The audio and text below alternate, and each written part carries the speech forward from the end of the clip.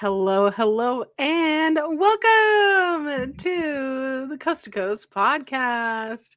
Yeah. I'm your host, Auntie Collins. This is JPJ. Hi. How's it going? You know, my baseball team red weddinged everybody yesterday. I don't know if you saw that. We won a baseball game. I know, shocking. The Red Sox won a baseball game. Doesn't happen often. Yeah. But we won a baseball game 17-1 yesterday. And then my front off 17-1. The most dominant game of the year so far, the most complete game the Red Sox have played all year. And then last night, we fired the head coach, the manager, Alex Cora, and 5 other coaches. We fired the whole coaching staff. The only guy that hung around was the pitching coach. We kept the pitching coach. We fired the manager, the hitting coach, the first base coach, the third base coach, the assistant manager, like the main bench coach. We fired Jason Veritek, who was a bench coach. I love Jason Veritek. Who doesn't? One of the greatest catchers in the entire. Captain. He's a captain. Yeah. So we fired 6, including the manager, Alex Cora, who I thought was pretty much a made man. We fired our whole staff yesterday. In April, 27 games into this, not even a month into the season. The whole staff was just decimated yesterday. Something must have happened. I don't know, man. I mean, we were projected to be one of the front runners in the American League and make the playoffs, and clearly that is not the case. We stink. We're terrible. It's been a very bad start to the year. Scott, yes, he did. If you talk to anybody or see anybody that knows anything about the Red Sox and baseball, that was the Red Sox saving face and saying that they reassigned him. His ass was fired. His ass was told he was fired, and he flipped out and apparently reportedly was not thrilled. And so they said, okay, we'll reassign you somewhere. I think, of course. Veritek has been offered manager jobs around the league the last few years that he declined to be a bench coach because he wanted to stay with the Red Sox. And then yesterday they were like, hey, Veritek, see you later. So, Scott, that is wrong information you have. He was definitely fired, and the backlash was more on Veritek than everybody else. And so the Red Sox doing what they do and trying to save face and, be who they are because they're a bunch of fucking weasels. They were like, no, we're going to reassign him. We're going to reassign him. Don't get angry at us, even though we suck. It's John Henry's fault. It's Craig Breslow's fault. Not saying that, Alex Cora is, if we sucked all year and you want to fire him, fine, but you only can work with what you get. If you're given a pile of dog shit, you only can do so much with it. So I don't know if firing all the managers was the way to go, but whatever. In April, that's literally in less than a month. Crazy. I have been watching baseball pretty passionately my whole life. And I can't remember that happening anywhere. Ever. That they were just like, whole staff gone less than a month into the season. Crazy. Well, my Mariners. Yeah, you guys are kind of stinking too, aren't you?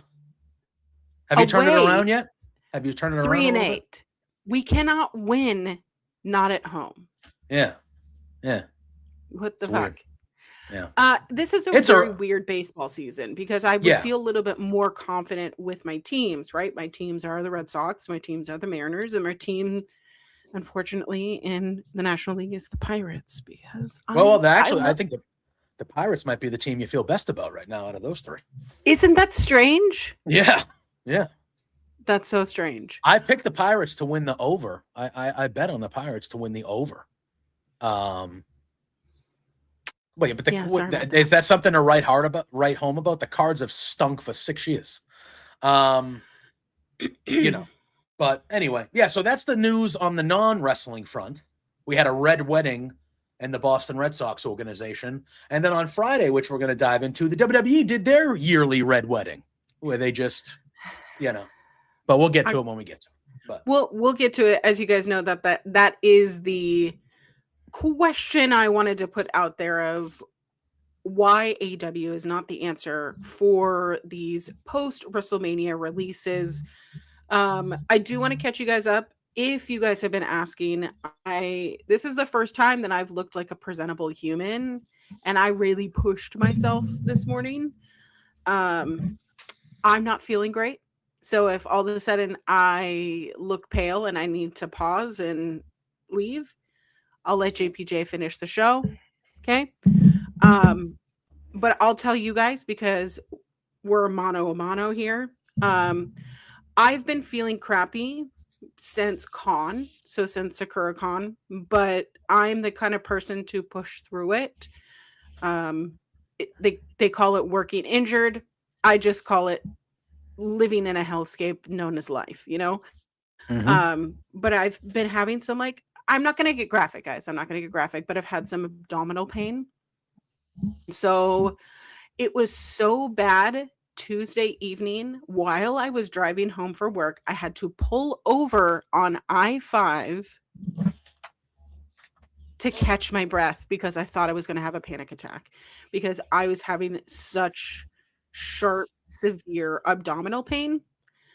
I get home. I said, hey, I feel like throwing up. I'm having abdominal pain. And my husband literally had to convince me to go to the emergency room, that it was that serious to go to the emergency room. So I did. I got there around 7:30, 8 o'clock. I was not in a room until almost midnight. Damn. Which means I've been sitting in that room without any like pain management or anything. And I'm sitting there like holding, because it's like I'm holding my side and I'm holding my back because I'm thinking I'm having an appendicitis and I'm gonna, like, my appendix is gonna burst. Yep. So they got me, they did a CT scan. Okay. Well, first they did x-rays because I wanted to see if there was like anything like bone wise, and they confirmed like, oh yeah, you have some slipped discs. And I go, no, I've had slipped discs for about a year now after my car accident. And they did like a contrast CT with me. I was on some pretty fun drugs, which kind of also like made me have, you know, not great dreams. But all the scans, like every blood test, urine test, like CT scan, all came out clear. No one can tell me why I'm in such debilitating pain, which is the most frustrating thing ever, because I cannot pick up my dogs. I can barely. Sorry, I don't want to get emotional. Like, this is not like, you know, Auntie cries about life because life. I'm just telling you that like life really sucks for me right now, and seeing myself in this kind of way is like, oh, I never asked for help before, because I know that you're also like this, of like, if there's a problem, I'm gonna fucking figure it out. Yeah, that's what you're supposed to do. We're humans. You gotta figure shit out. Yeah, I think that's, you know, yeah. And I've had to figure my shit out for 37 years, because moved out when I was, 18. I mean, technically I kind of moved out when I was 17 because I graduated at 17, but like, it's like, I have always just been go, like, figure it out. Like, because I've always had to do it because no one's looked out for me. I got discharged from the emergency room at 3:30 in the morning. Hell yeah. And they literally just go, okay, here's your papers, and you leave. We got your money. We got your money. We got your insurance money. Like, get the fuck out of here. We don't care. Also, I think it's kind of crazy because while I was in like my meds, like, because like opiate drugs, like, I totally understand, like, they really want to like minimize your pain to figure out what is wrong if it's an emergency. If it's not an emergency, they don't fucking care. But it's the thing of like, the moment those drugs hit, there was a lady that came down and she goes, okay, I ran your insurance and your copay today is $150. Do you want to pay that right now? I am like, I looked at her in the face and I was like, you're in the clouds. Huh? I have no idea where my cards are. I have no idea where my purse is. Like, I am not here. I barely know where I am. Right, like I am in so much pain, and you're like asking me for a fucking copay. That's how they get you. And she looked at me. She goes, did anyone bring you to the hospital? And I go, yeah, my husband. Oh, okay. Would he be able? Girl, if you're so hard pressed for $150, we got another problem, because what the fuck? Yeah. But I told her, my husband literally dropped me off because I told him to leave, because I was sitting in the fucking waiting room for so goddamn long. Yeah. And that, to me, that's like not fair. So, but anyways, so that's where I've kind of been this week. I did put out a by request of other people, which I am so fucking grateful that anyone would even consider helping me. Oh, I forgot to mention, I'm moving. If you don't know, like, I have to move. We are out of this place in a matter of weeks. And when I'm in normal capacity, I am forte. Like, I am strong. I'm going to take care of all these things. Mm-hmm. But it's the thing that, like, I can't even lift 20 pounds, let alone walk like forth up and down flights of stairs, because I don't have an elevator in this apartment. So it's like doing that and then getting a box truck, like doing all the things. I can't do it. My husband has to pick me up out of the car. Yeah. Or I have to like roll out of the car, which is like, roll out of the car. How did I get to this point? Well, listen. And we're not, neither you or I are old. Yeah, we're not old. But we're not. But getting old sucks. It does suck.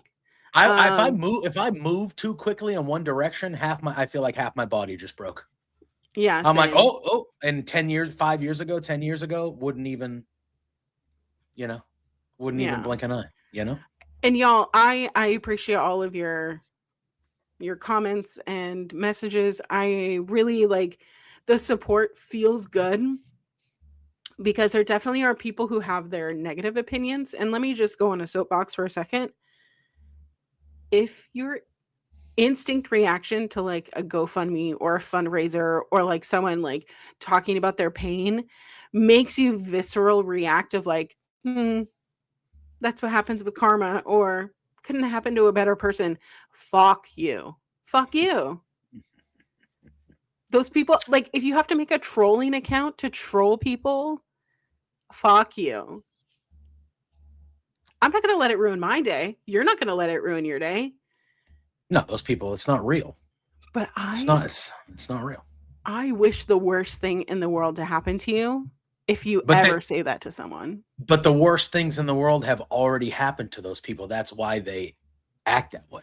That is insane. You know what I mean? Like, they act that way because they're losers and their lives have been embarrassments.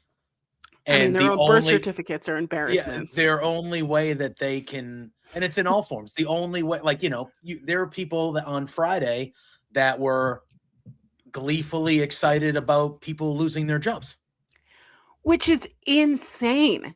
Yeah, it's because you're a loser and your life's been a disaster your whole life, and the only way that you find joy is by laughing at the misery of others, because you're a miserable word I'm not going to say. A miserable person. Anyways, yes. So I thought I would dress up for you guys. Fortunately, this is yesterday's hair. So I put on some makeup for you. I put on a clean shirt. This is. If it makes you feel any better, I might have fallen asleep in the shirt I'm wearing right now. So. Glass, bones, blood, and rage. All right, sounds good. At the bottom it says Effie. All right, is fine. Effie is fine. We haven't really discussed like the rest of WrestleMania weekend, but I have something to tell you.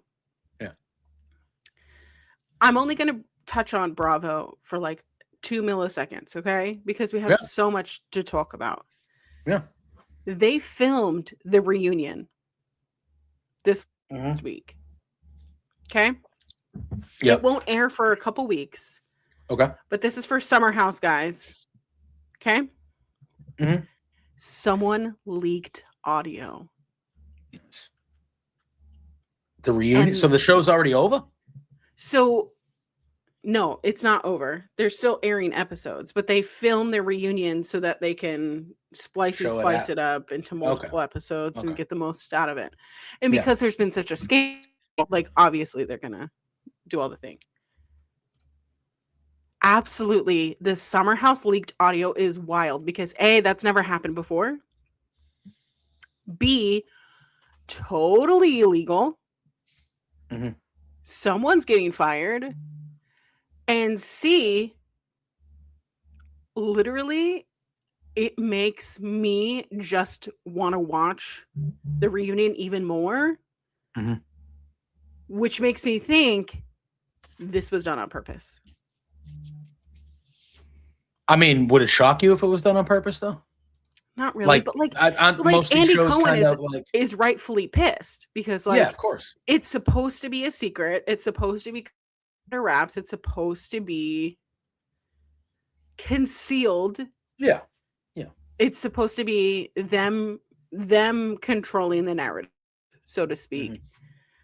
And like lines in it that were said is like, you're a snake in the grass and you've always been like, who could you imagine someone saying that to you?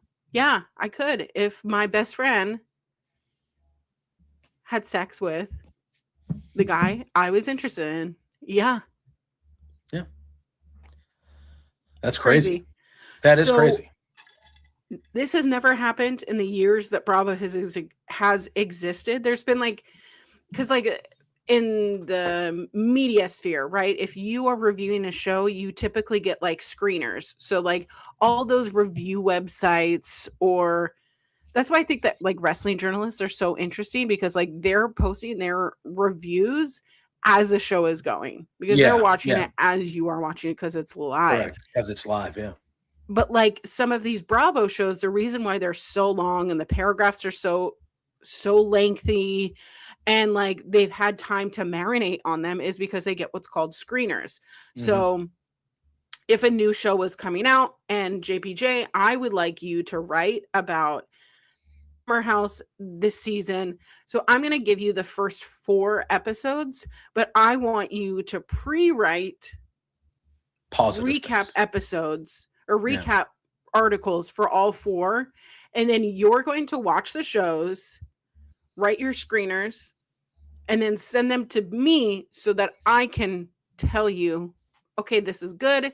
Here's the conclusion part, which is watch Bravo season premiere on this date.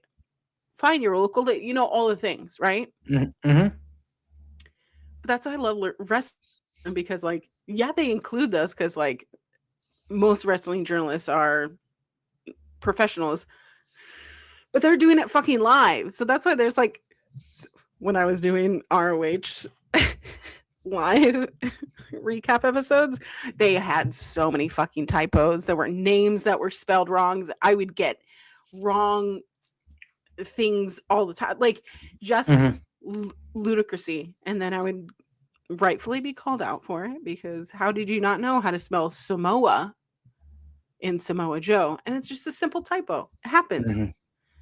But yeah, that's what's happening in the Bravo sphere. I also feel because I've been sick and in and out of emergency rooms, I've just been rewatching medical drama shows. Chicago PD or Chicago Med. Do you like a medical show? I mean, I wouldn't say I dislike them. I don't think I've really ever been watching one most, you know what I mean? I was too young for ER. I know The Pit is really good. I haven't watched The Pit. Really good. I haven't watched The Pit, but I know The Pit's really good. Knows how I wrote Samosa Joe. Oh, there you go. Yeah, so I've heard great things from almost everybody about The Pit, but I have not watched It's fantastic. The Pit. Yeah. My mom, when I was younger, my mom loved ER. Loved. ER. And obviously I know Grey's Anatomy and all that type of stuff. And they have a bunch of, Chicago Med and all these, things. I like Chicago Med for being something different. And like, there's also a medical sitcom on Peacock, but it's escaping my brain. I did watch Scrubs. Does that count? I was a big Scrubs guy. Scrubs was great until I found out that the main actor is kind of a dodgy guy in real life. Zach Braff. Yep. I don't recommend people finding out about the characters of. No. Again, you gotta, there are some people that don't deserve the separation because they're really heinous people. But you just watch the show and enjoy the show. That's it. Like, you try to separate. It is what it is. I try to separate it. Yeah. By the way, I say this is because he was in a relationship with Florence Pugh, who was in Fighting with My Family. They had a 21-year age gap. What do I have in common with someone 21 years younger than me? Nothing. I don't know. Yeah, it's fair. I don't know. That type of stuff. House. Clown in here. Oh yeah, House. House was I've seen episodes. I never watched it. Like, this is a show I watched. But I've seen episodes. Obviously, Hugh Laurie was excellent on that show. I didn't know that he was English. Yeah. Oh, yeah. Right? It's crazy. That's weird to me. Like, that he could mask his voice so Christian well. Bale was someone, when I first found out that Christian Bale was English. Oh, I think he's English, Australian. Yeah, he's English. When I first found out that he was English, that shocked me to my core. I was like, he's English? Like, he's not. I was like, all right, cool. If y'all know the Pit, Huckleberry, are they in medical interns? I can't remember. He's English. So when they were doing like the press for the show,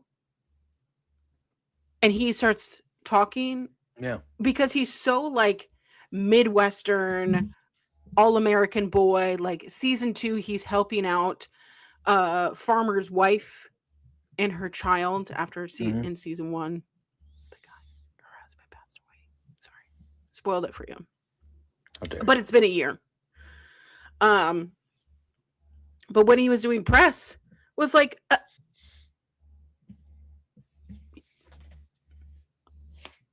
you hide it so well. How do you have such a Midwestern accent? Yeah. Hey, man, some people are, they're actors for a reason. They can pull it off. It would be, I try to think, and I'm like, it would be hard to have if they were like, hey man, you're playing a British guy. That's fair. It's a fair statement, Lawrence. It's a fair statement.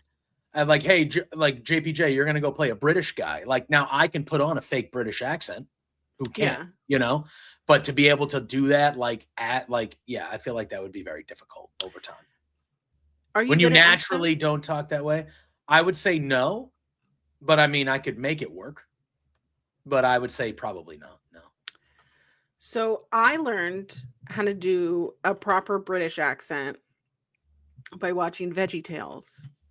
Okay. Fair enough. I don't even know what that is. You don't know what VeggieTales is? Nope.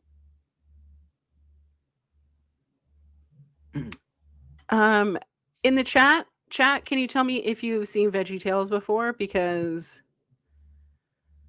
I need to know. Why would I know what that is? So, it's a child show, but it started out as like a religious. Oh, well then what? Yeah, I definitely don't know what that is then. So they told the stories of the Bible, but with vegetables. So the main characters is Bob the tomato and Larry the cucumber, and Bob is like, the brain, and Larry is the pinky of the relationship. Got it. Okay. They have song interludes called Silly Songs with Larry, the part of the show where Larry comes out and sings a silly song. And oh, where is my hairbrush? This is You ever heard that song? This isn't no. This is when did this come out? Like, was the it 90s? a child? When was it a child show when I was a child? Okay, I'm going to tell you right now. As I'm Wikipediaing this live, the first thing was in 1993. Okay, so I was a kid. I was a kid, but not like a little kid. Is it for little kids? I mean, it is for all ages. You never heard of Larry Boy? No. What? I barely watched kid shows when I was a kid. I was into like, it was the night. It was different. I feel like we, like our age, aren't that different. I watched Sesame Street. That was one for sure. I watched Sesame Street as a child. In Mr. Rogers' Neighborhood. Is this because I grew up in a fundamentalist Christian cult? Because I feel like... But I was... Yeah, we weren't really religious, but I was raised Catholic. I went to Catholic school first through. I'm just surprised that like Catholics wouldn't encourage VeggieTales because it's like Christian that wasn't. Cartoon. But again, my parents, even though I went to a Catholic school and I was raised Catholic, like we didn't go to church. Like we didn't go to church unless it was an occasion that we had. Like, you know what I mean? So I wouldn't say that I was like raised. Like, I can't remember a conversation that my parents had to me about God. All those conversations happened in school. This is so strange to me because that is all my parents wanted to talk about. No. My religion with my parents was the Boston Red Sox in sports. And I've seen those pics. All right, I've seen that pic. I've seen, all right. I know I've seen those pictures. So this is VeggieTales. So you know what it is, but you just have never watched it. Not for a second. Not for a second in my life. This is so strange. Also, sorry about the completely pixelated picture. I just chose the first one on Google. Yeah. But I liked it because it was like a not like claymation. Because like I mean, I watched Gumby. Did you watch Gumby? Oh, fuck Gumby. What? Mm-mm. Why? Gumby could go straight to hell. Why? The hell did he do? Gumby scares the absolute shit out of me. I was a fan of Pokey, the horse, but I mean, the horse Pokey. He was my dude. So Gumby had Gumby the movie, and Gumby the movie, Gumby turns into like a cyborg, and I don't like anything that's like I maybe it's like I don't like science fiction. You don't like sci-fi, but like I to this day I do not like something that's like AI takes over, or like, do you see the movie War Games? Had nightmares about that. Okay. War Games. William Regal. War Games. Okay. It's a 1983 movie. For my time. Who's in it? Matthew Broderick is in it. Oh, I love Matthew Broderick. I'll tell you the premise of the movie is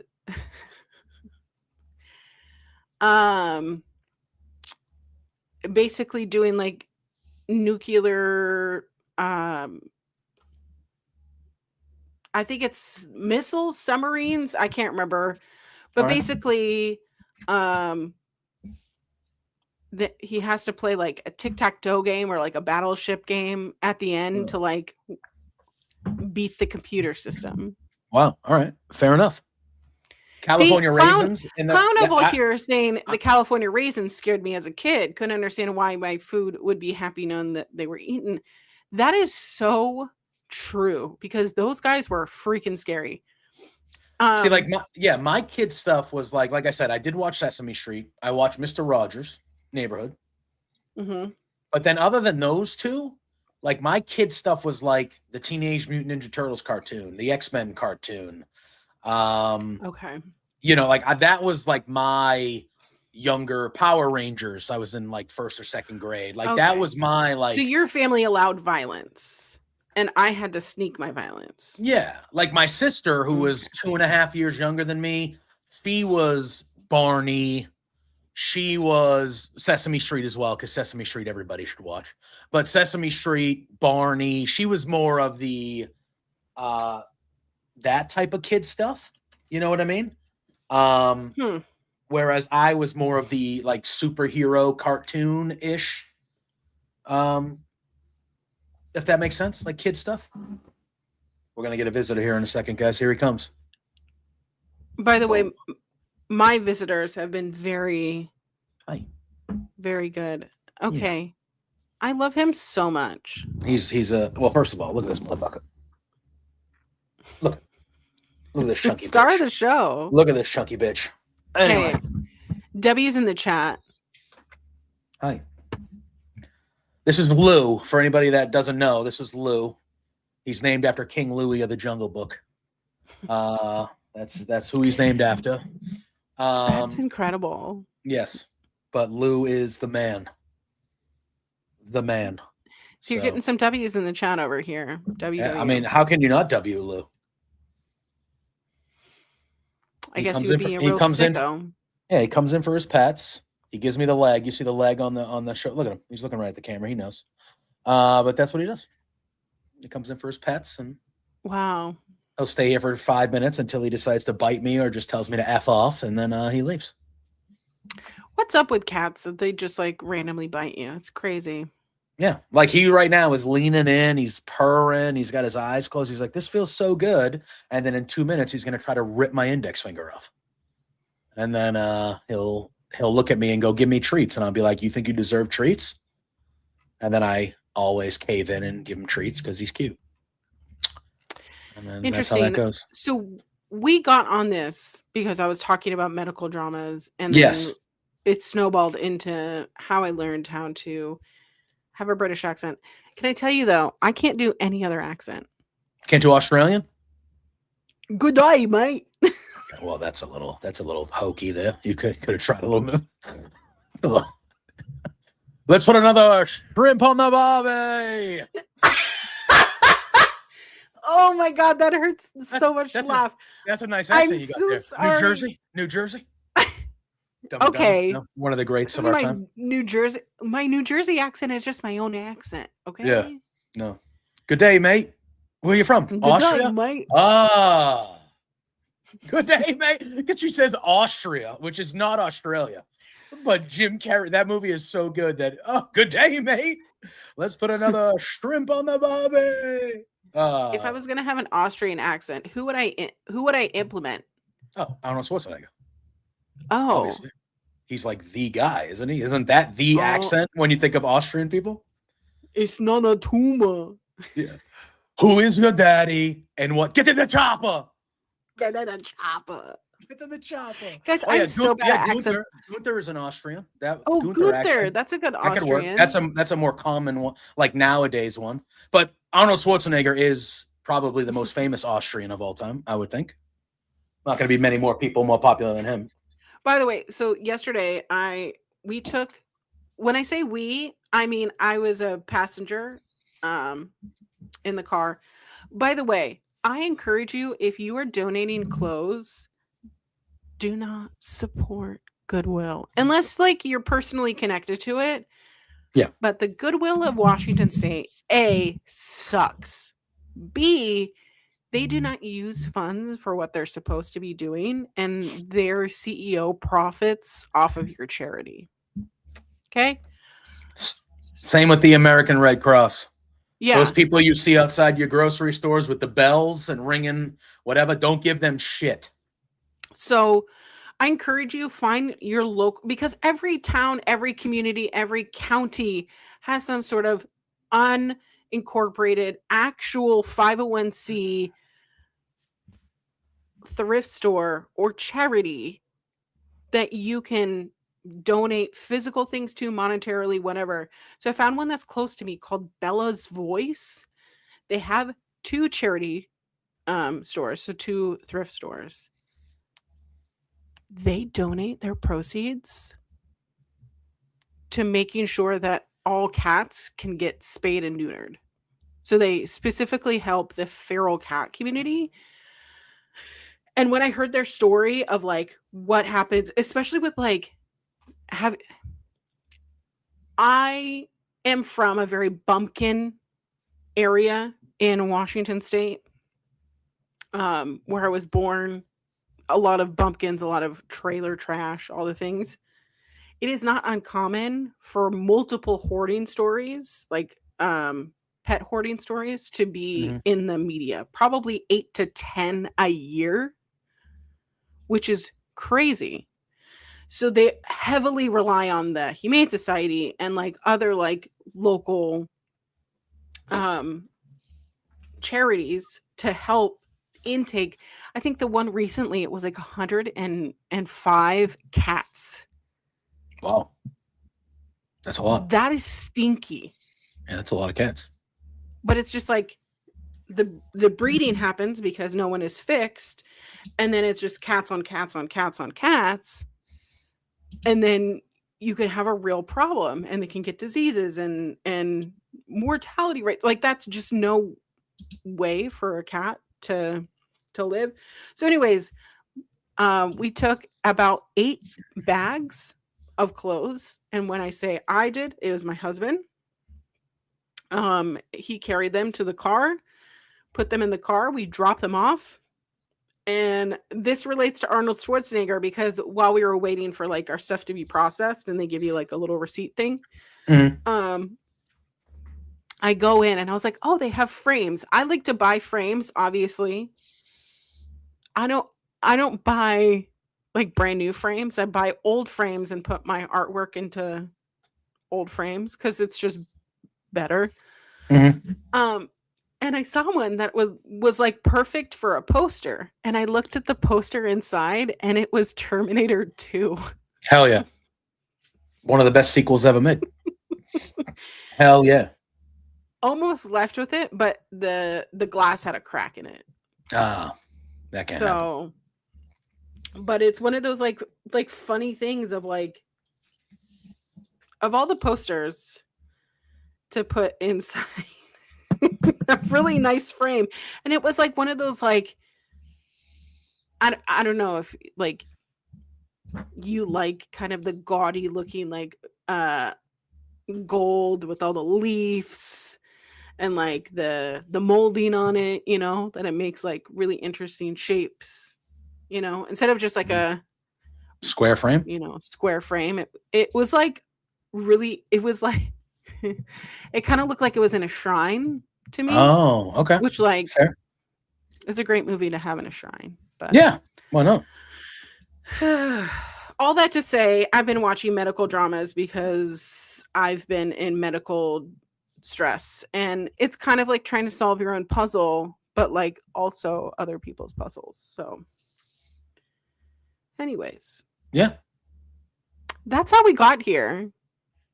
20 minutes later. That's how we do. Rabbit Hole City. Rabbit Hole. That's the alternate name of this podcast. Yeah, Rabbit Hole City. Forget Suplex City, Rabbit Hole City, bitch. That's what I would say. Oh my gosh. So what are your final thoughts on WrestleMania? Since that our show, literally, we talked a recap of the atrocity that was WrestleMania Night 1. If we were talking if it was a standalone WrestleMania, Night 1 would have been a top 5 worst WrestleMania of all time. That's how bad Night 1 was. It was like atrocity, atrocious. Any form you want to put, or any word you want to put as an adjective of what Night 1 was, that was one of the worst at all time. Now, was Night 2 dramatically better? Absolutely. All-time main event. Absolutely. Between CM Punk and Roman Reigns. That was an all-time 5-star. Unbelievable main event between Punk and Roman. I just thought the entrances both were incredible. The storytelling in that match, where they kind of hit all the story points that they were ragging on each other, like leading into it. Punk was at the beginning, he was saying, you can't win anything by yourselves. You get your cousins and your Samoan goons and all this stuff. So what does Roman do? He does a shield powerbomb by himself to Punk through the table to kind of prove to Punk, oh, I can do these things by myself. And things like that. Then you see Punk trying to get in Roman's head with the family stuff. He grabs the Ula Fala from that guy, and he's going to spear Roman with the Ula Fala, trying to get in Roman's head. And then at the end, They're going blow for blow, almost 35 minutes. And what happens? Punk can't last. He runs out of gas because he's old. Just like Roman said, you're old, man. And he ran out of gas. And Roman, the younger, stronger guy, outwilled him, outlasted him. That was a great main event. And then look at it started off with a bang too. Oba, and I know this super chat we're going to read. Obviously, thank you, Ken. Appreciate you, Doug. Oba and Brock to start the show. You could feel the electricity immediately in the building. And I think there was such a sense of relief when Oba won, because I think longtime wrestling fans, all of us were like, Oba should win, right? Like this is a no-brainer. This is a no-brainer that Oba should win, but we all know WWE, and in the back of our heads, we were like scared shitless a little bit that Brock was going to go over, and they didn't. They didn't do it that way. They did the right thing. Oba got the win, and then, night 2 was better, but there were still way too many ads. A few of the matches were still way too short on night 2, but night 2 compared to night 1 was, I would consider night 2 to be a solid night of WrestleMania. Solid. I wouldn't say good or great. Solid with a great main event. But all in all, if we're going out of 5, I'm giving it 2.5 out of 5 as a whole. Ken over here. Thank you again, Ken, for your super chat. I was there in person. Night 1 was an absolute crime. Seth and Gunther was the only solid match. Night 2 was way, way better. Still had most fun at either the action wrestling shows or the clusterfuck. Can I tell you? Y'all saw the actual dress that I was in last show, because I had only like 4-ish hours of sleep. I fell asleep watching the clusterfuck, and when I woke up, I was still watching the clusterfuck. That's about right. Because it was like 150 minutes long. So like more than 2 hours long. Yeah, it was like a whole thing, whole show. But lots of really great indie shows. I was introduced to a lot of new indie wrestlers, which I wrote a post about that. I think Vipress was probably one of my favorite indie wrestlers that weekend. Okay. But yeah, WrestleMania night 2 was definitely a different. So I'll tell you, I was recording my Peak Millennials podcast, and she and I we'll just go off on tangents like we do here, but I typically cut those out because it's pre-recorded, and I had to stop like partway through like us doing our hashtag Ask a Millennial, so people do email us like questions or comments or like ask us for unsolicited advice, or solicited, I guess. And I had to pause during it to be like, hey, so Oba and Brock just started. I'd like to watch this. So we paused recording just so that I could watch 4 minutes and 46 seconds. But of all the matches, that's the one that should have been that short. Yeah. That was proper.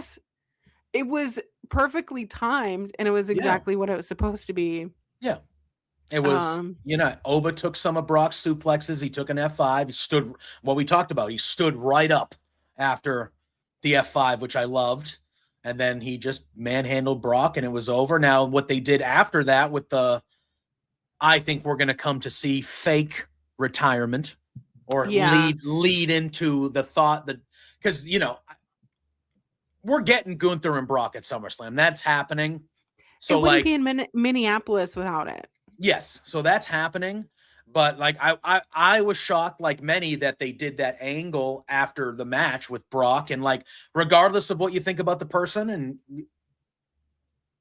it doesn't seem like he's a great guy for obvious reasons.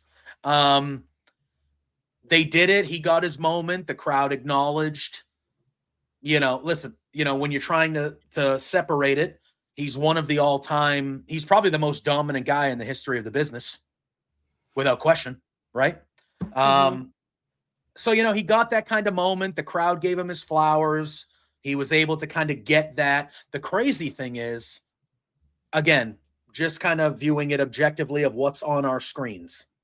He's going to come back as a babyface against Gunther. I'm not here for it. I don't fucking care about him. He can piss in death. But like that's the angle they're going to play. Is he's going to come back as a right? Which is crazy to me. But I have not emotionally invested in it because I cannot get there. Yeah. But I believe you. Yeah, I think he's gonna. It's the only way they're gonna do. I mean, it's the way they're gonna do it, but it's just whatever. But Peggy also here in the chat says half of the ladder participants not getting their entrances made me sad for them. So I'll tell you, while we were recording the show, had to pause, watch that, and then I saw it went to commercials. So we finished the show, our recording of the show. I turned and looked at my screen here on the left, and I go, "Oh, they're doing whose entrance did they do? They did Rey Mysterio's entrance." Yeah, Rey Mysterio. Yeah, they did Rey, Penta, Javon, and Rey. Yeah, those were the only. Yeah, because JD McDonough didn't get an entrance, Rusev didn't get an entrance, Dragon Lee didn't get an entrance. And having that kind of entrance at WrestleMania, apparently Dragon Lee was wearing like some wings and like this big outfit because it's Mania. You people do that shit. It's Mania, and so for like that not to get on television is like. And Dragon Lee, I think, is still a guy that they've been like slowly building up to be somebody over the last whatever. And like, I feel like the crowd likes him. He's incredible in the ring. He's a good guy. I think he is like a future luchador main star for them. And for him not to like, it makes sense that Javon would get an entrance because he's clearly a younger guy that they have big deal. Like, Rey Mysterio's the legend. Penta's the most super over champ. The champion. Yeah, like it makes sense. But like, how do you not give Dragon Lee an entrance? Like, or it was very, bizarre. And again, it was really weird. And again, it's not like they couldn't give them those entrances. They just were like, no, the ads and commercials are more important than that. So I don't know. And that's what seemed to be like the theme throughout, as you mentioned, that everything was just kind of weirdly paced for me as WrestleMania because we were interrupted by so many commercials, which my commercials watching on Netflix was like the Hogan the Hulk Hogan documentary. which I watched in entirety. Which, did you know that there's a Hulk Hogan documentary? Did you know that? I did. Had no idea. I did. I watched it. So I haven't watched it. It's good. It's good. I mean, it is what it is. I watched it because, that whole era of Hulk Hogan, not the early stuff, but the main meat of it was my childhood in pro wrestling. So I wanted to watch it for the wrestling side of it. It's good. I wish they kind of talked to Bret Hart. They talked to Jesse the Body Ventura. They talked to all these Kevin Nash. They talked to all these guys. And what they show is really good from them. I wish they would have shown more of those type of interviews and stuff like that. But But my thing was, it felt like whoever it was, TKO, we'll call it. I don't know. It felt like TKO went to WWE and they were like, you need to work your show around these ads. Not, hey, we're going to put the ads in like around the show. It felt like WrestleMania and fitting in the timing and all that stuff was secondary to making sure we had all the ad placements and things like this. Like that felt more important than the actual show. Well, let me tell you. So I come from the radio industry and working as a radio producer in college. And typically every quarter hour, so every 15 minutes, you do an ad read that is 90 seconds. That is the most that an ad should be, because somebody somewhere said the attention span of people for 90 seconds is like optimal for selling your products, and then you get back to your show. And remember, the commercials in the 90s and the early 2000s, they had jingles, they had memorable moments. Like you could just say, 1-800-collect, and people would be able to like know exactly what that is. Now that's like an obsolete, function because nobody calls collect because there's no payphones. I was gonna say payphones don't even exist anymore. Yeah. Really, do they? That is. But like Budweiser, like that's like an ad that like, oh yeah, Budweiser, what's up? Like exactly. what's up? These are pivotal, like generational things that like we adapt to because like commercialism got so intertwined into our consumption of media that we didn't even know that we were being advertised to as children until like much later in life, being like, how come everybody had that Nerf Ultra 2000 or whatever that one was in like the early 2000s that like had the pump, Yeah. I don't want to do that motion. kind of pump. Are you talking about the Austin Powers pump? Kind of pump you talking about? Oh my god! I swear that's not mine. I swear that's not mine. Yeah. I swear it's not mine. It's not here's mine. The book. But like here's the book. My Penis Pumping Me by Austin Powers. By Austin. I swear it's not mine. Oh my god! But it's a thing of like we as kids were like, I have to have the Bop It. You know what I mean? Like you would see all those commercials for Bop It, Twist It, Flick It. Like it became like a household thing of we talk about it. So like I have to have it. And there's a great movie called Josie and the Pussycats that really talks about the integration of products into your consumerism and like the blatant advertising that you don't even realize in that commercial. Like, oh, I want chicken nuggets because they're showing you chicken nuggets, or like, oh, I would like to drive a really nice Lexus, and it's like in your TV shows. We kind of know that now of like when we go to a movie, or especially in like Marvel movies, if there's a specific type of car or specific type of hair care or body care, like you kind of go, oh, they have ads in this movie. They are literally placed in there. They did not give a shit with WrestleMania because they're like, people are watching this, whatever the cost. So they were doing like 6-minute commercials. Yeah. And then you would come back from commercial and they would be Slim Jim, Funtown, Crate and Barrel, whatever. Not Crate and Barrel. Sorry. Yeah, like you would come back from the 5-minute commercial break to 2 or 3 more commercials. Just WWE people were in those commercials, so they viewed it as like, no, this is our show now. But it's like, no, but you're still showing me 2 more fucking commercials. So instead of a 5-minute commercial ad, it's a fucking 8-minute commercial ad because now I'm watching 3 commercials with Bianca Belair and LA Knight in them and this or that. And it's like, okay, well, these are still commercials. Dicks. Like add these commercials to the 5 minutes. A Crate and Barrel. Absolutely. Don't say it because they'll do it and we'll have more commercials. But then it was like WWE shop, get this thing here, buy this thing here. And it's like, I was overloaded with advertisements. Yeah. Like I was exhausted getting up out of the room because there were so many ads. Yeah. And that didn't change on night 2. So like, again, like yeah, exactly. Oh yeah. That's a good way to do it.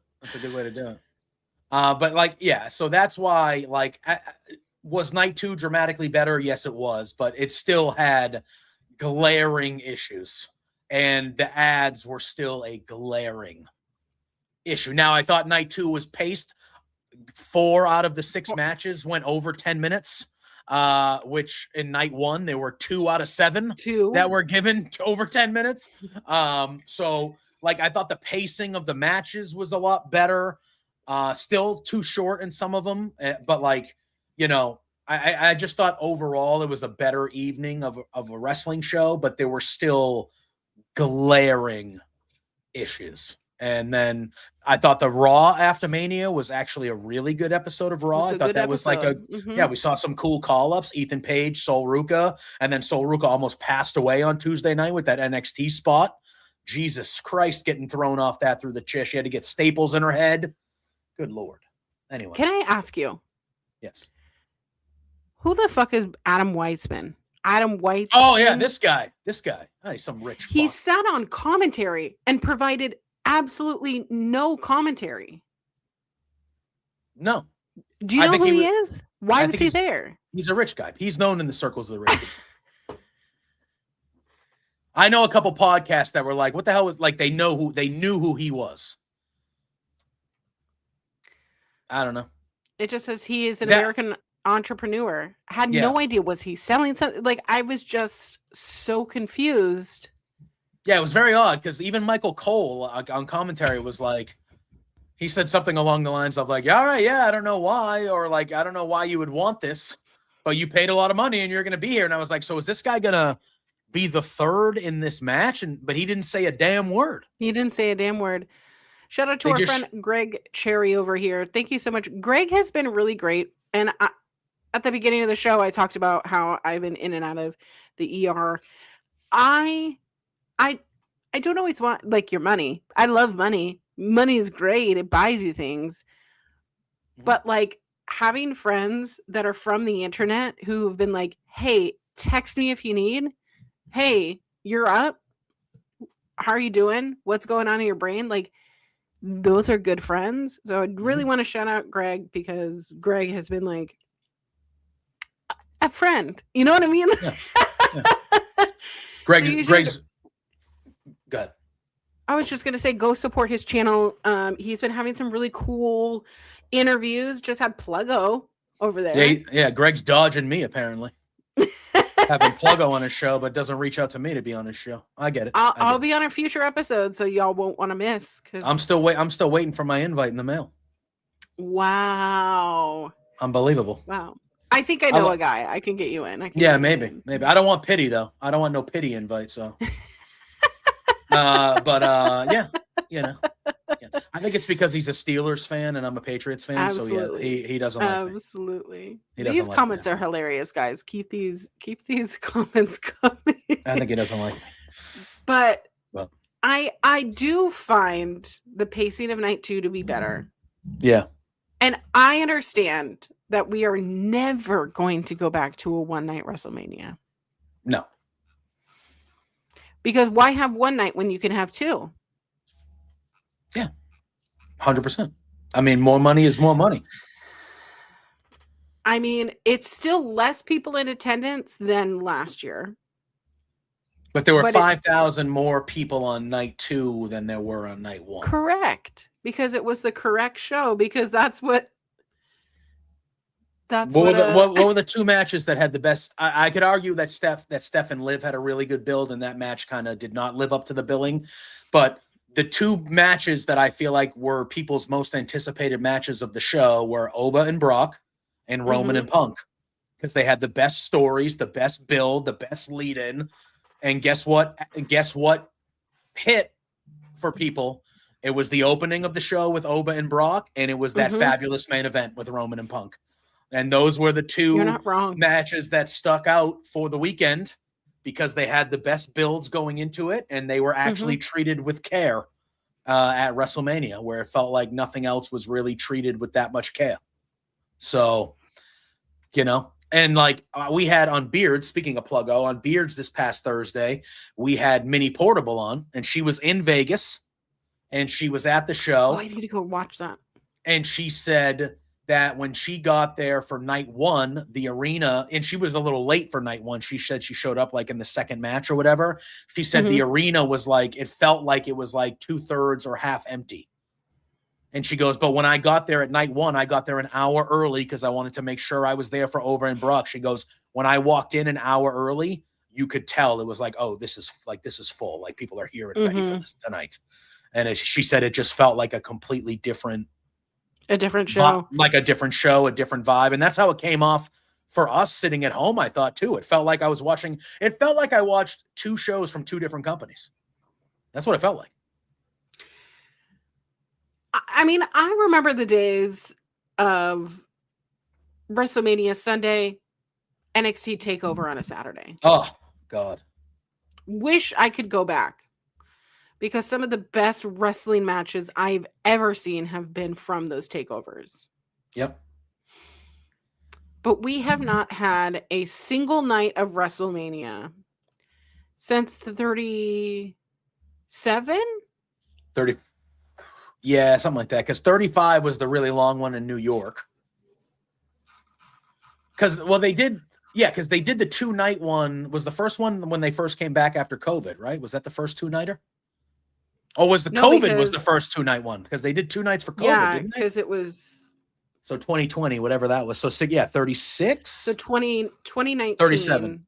37. Yeah, 37, because that was the main event. And that's when everyone was like, oh my God, this is so long. I mean, 16 matches is a long time. Yes. Agreed.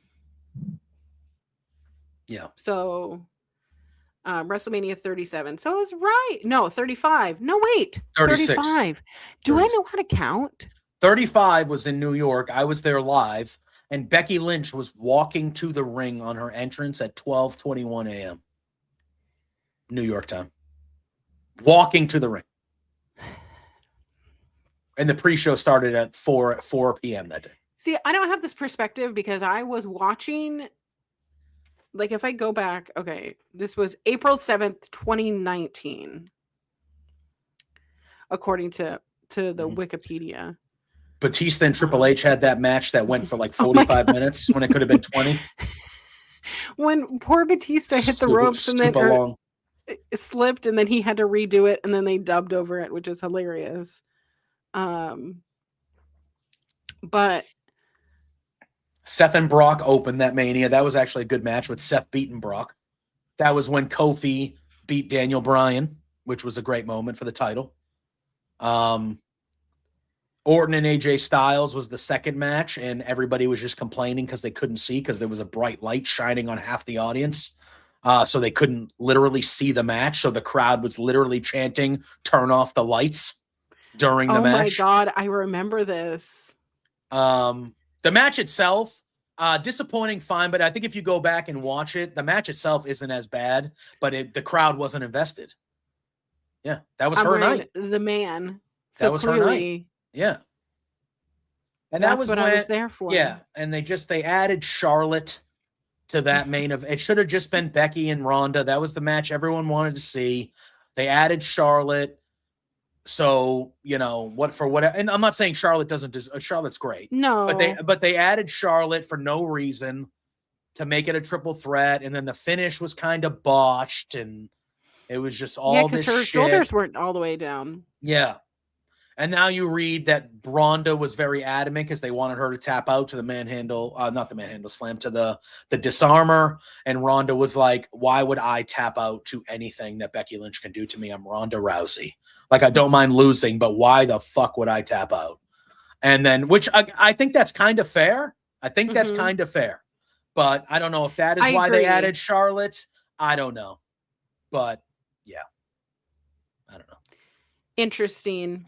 Oh, also, before we move on, night 2 had that amazing Danhausen John Cena skit, which was just tremendous. So I want to put that over too, because I thought that was one of the highlights of night 2 was the Danhausen stuff. Andrew Brown over here in the chat. Thank you so much for your super chat.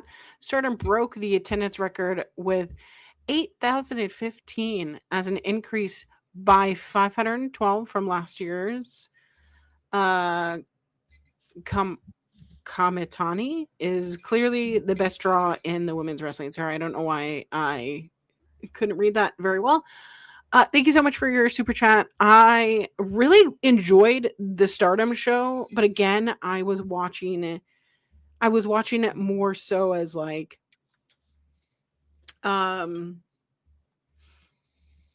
something to do in between things of wrestling.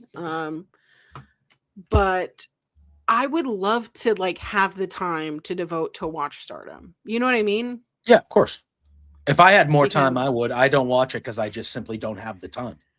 It's it's the fact that like if you just keep up with like WWE product and AEW product, and this is not even like a Ring of Honor as a thought here, that's its own job.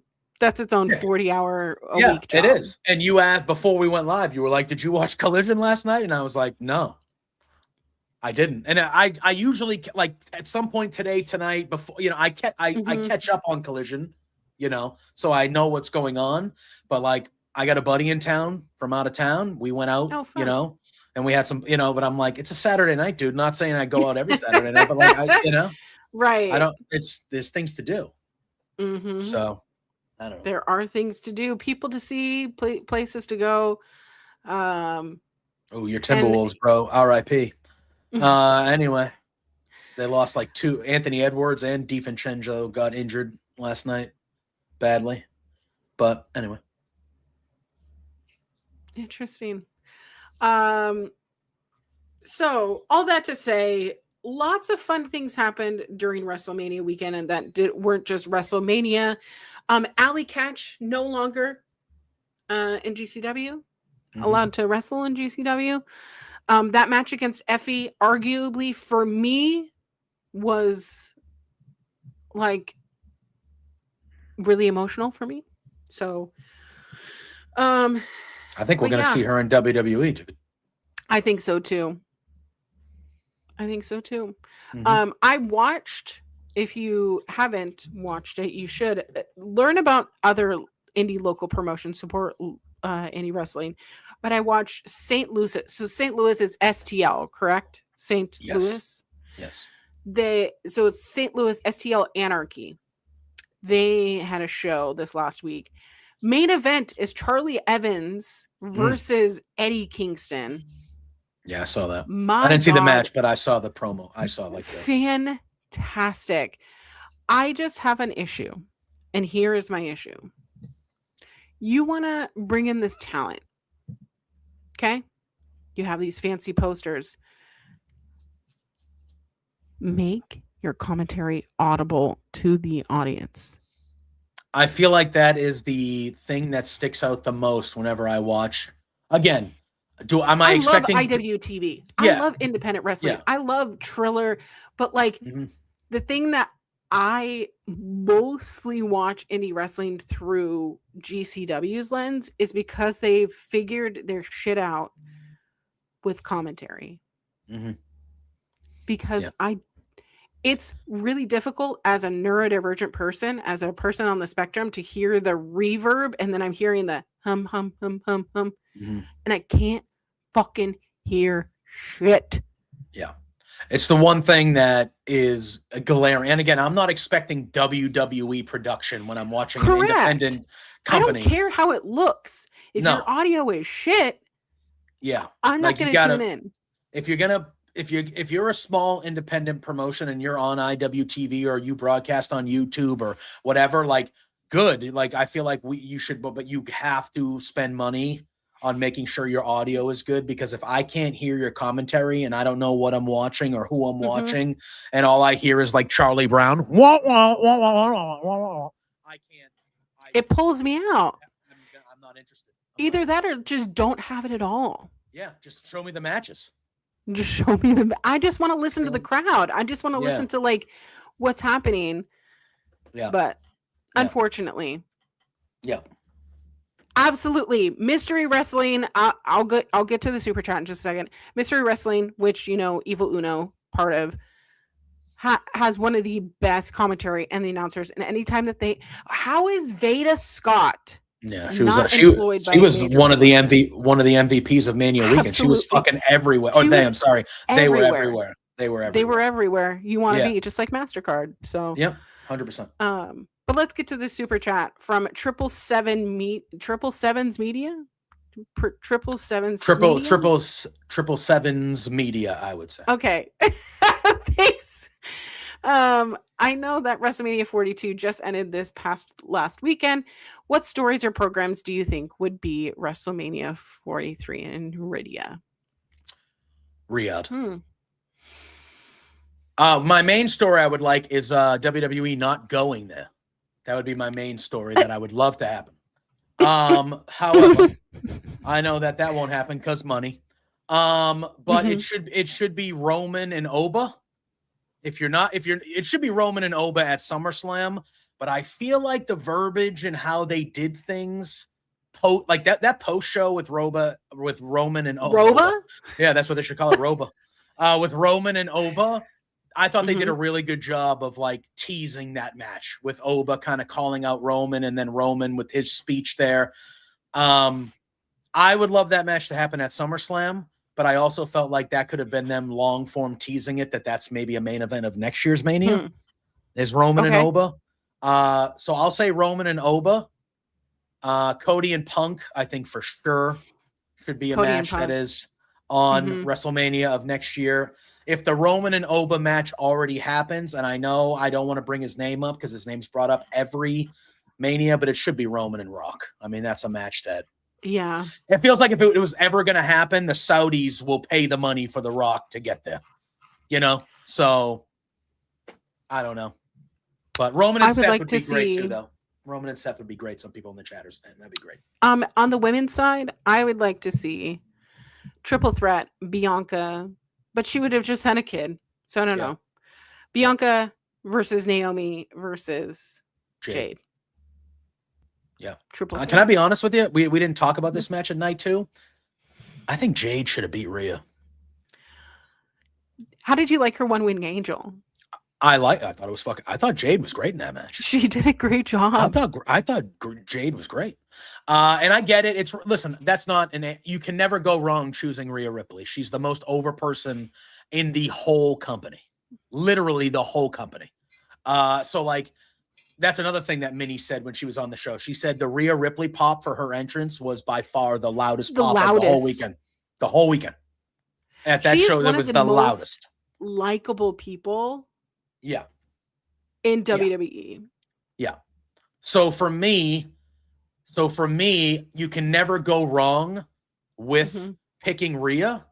However, I thought Jade retaining there would have done so much more for Jade.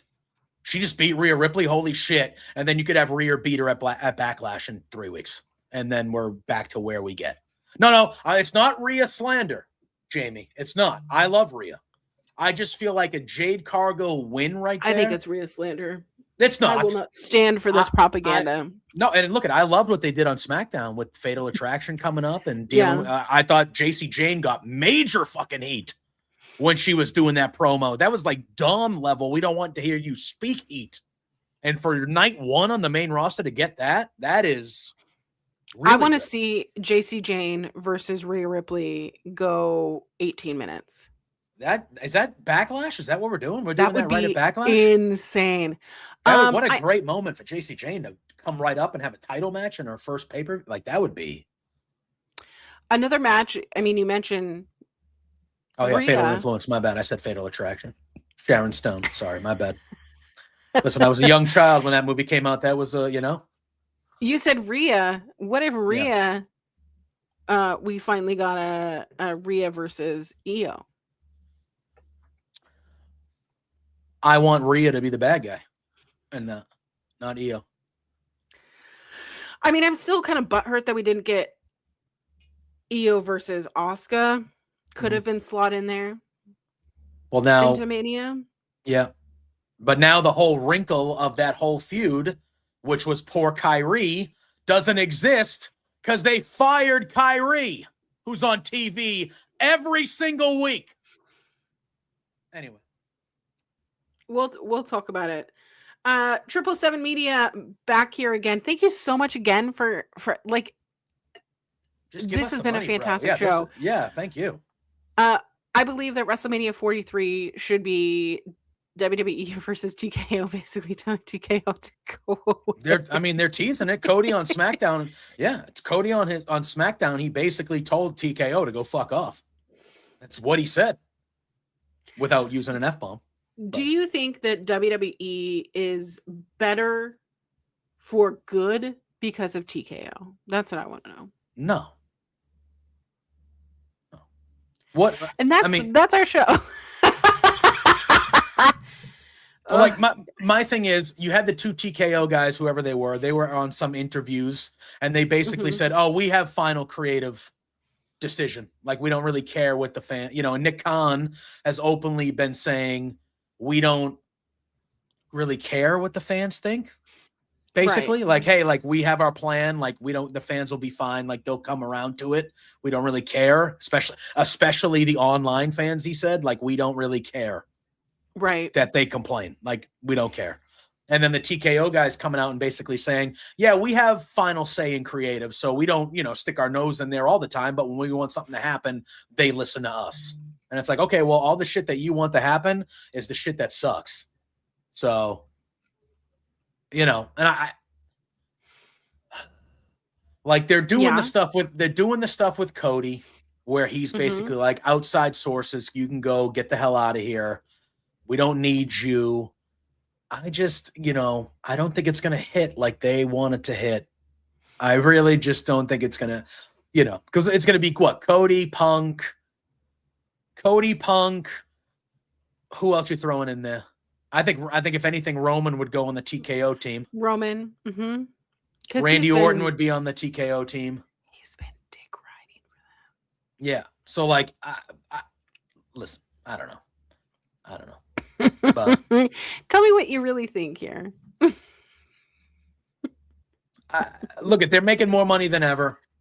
They're not selling out shows like they were all the time a year ago or whatever, but they're still making more money than ever because everything's more expensive than ever.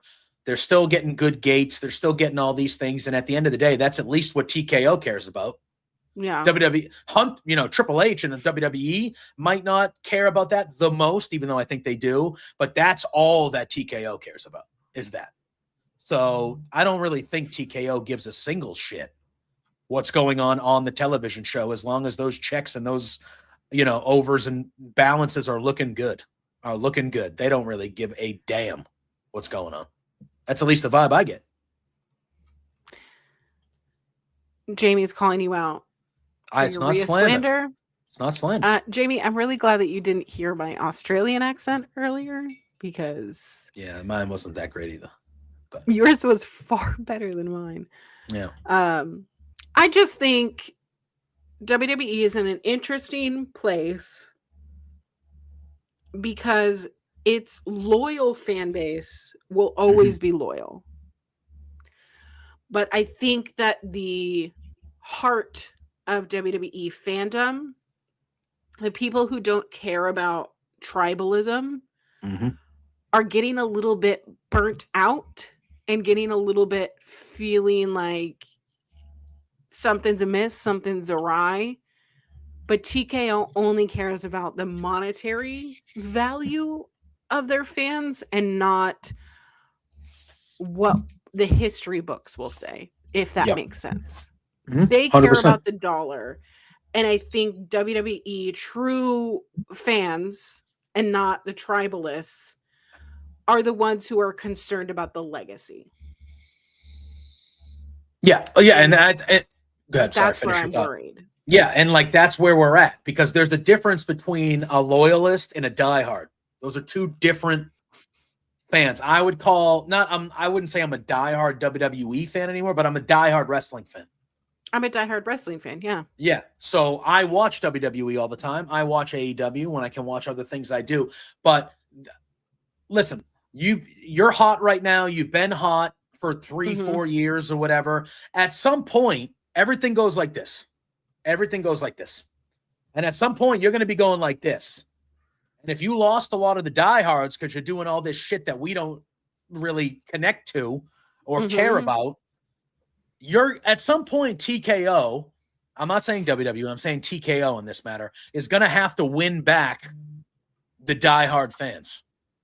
And when you're doing interviews where you're openly saying you don't give a shit about the diehard fans, you are actively making it harder for whenever the chickens come home to roost. Whenever the chickens come home to roost and you're sitting there looking at, half-empty chickens arenas, or that's a saying, isn't it? That's a saying. It's cute. I've never heard it before. Yeah. But like, at some point you're going to have to win back the diehard fans that you've lost because that's who you're losing now. I don't know how any diehard wrestling fan that's watched wrestling for however many years, but you are really passionate and love it. I don't know how you watched WrestleMania last weekend and didn't feel dirty about what was going on. Like you felt like, what the fuck am I watching? Mm-hmm. Like what? Like, is this just one giant weekend of advertising for shit that I don't care about? Yeah. Because that's what it was. This was, oh, you're watching WrestleMania? Let's show you ads about everything. Where were the video packages? Where were the backstage interviews with wrestlers that either just wrestled or were wrestling a match? Like, there was none of that. All the times that weren't the 8-minute matches that we saw was advertising for companies, for other sporting events, for movies that half of us don't care about. Like, it was all for anything but wrestling. Yeah. And it was just like, okay, like, wrestling is a niche thing. As big as it gets, as many people and millions of people that watch it, wrestling is a niche thing. And if you alienate or get rid of the fans that love the niche thing, eventually wrestling's going to not be cool to the business people and the casual people and all this stuff that you're trying to, capitalize. Oh, we'll get celebrities in here so regular people will watch this and not just the wrestling. Wrestling has survived this long because of wrestling fans, not regular casual people going, oh, let me just tune into this wrestling. They don't. No. And that's WrestleMania. That's like the one thing that casual people, or even people like my mom, knew it was WrestleMania weekend. My mom. That's what I'm saying? Funny. But that's because it's WrestleMania. Everybody knows what WrestleMania is. You might not watch football, but you fucking know what the Super Bowl is. Yeah. It's the same thing. I don't know. Whatever, dude. 777 over here saying, get this, we're watching the downfall of WWE before GTA. Yeah. 6 drops November. I told y'all, I love the early GTA games. Can I say I tried playing GTA 5 and realized so good. So I've watched so many other people play it that I thought, it's been out for 20 years. It'll handle like the other GTA games. It does not. I'm not a first-person shooter kind of games. If you guys have watched me play any video games, it's only been cozy games. Yeah, there's nothing cozy about. There's nothing cozy about this. I got so overstimulated and died in the game so many times. I played it for like 2 hours and I didn't get anywhere. So that game is not for me. GTA 6 is going to be so good though. Female led, first female main character. I can't wait for that. That's incredible. That's what I'm into. Yeah. Can I say there were so many Raj hate tweets, like bringing up when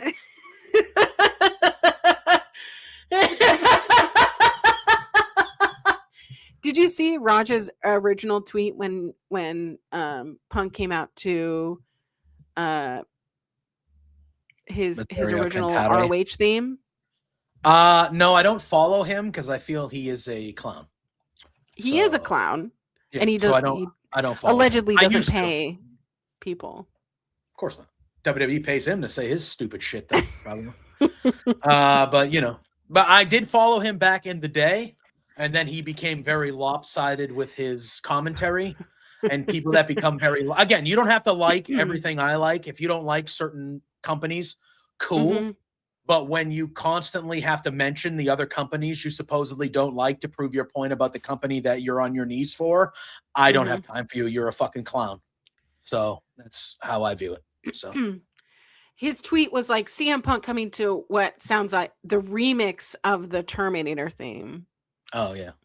And it's... Oh, that makes sense because I heard jokes like that and I wasn't getting it. I was like, the Terminator theme. That wasn't the Terminator theme. Really?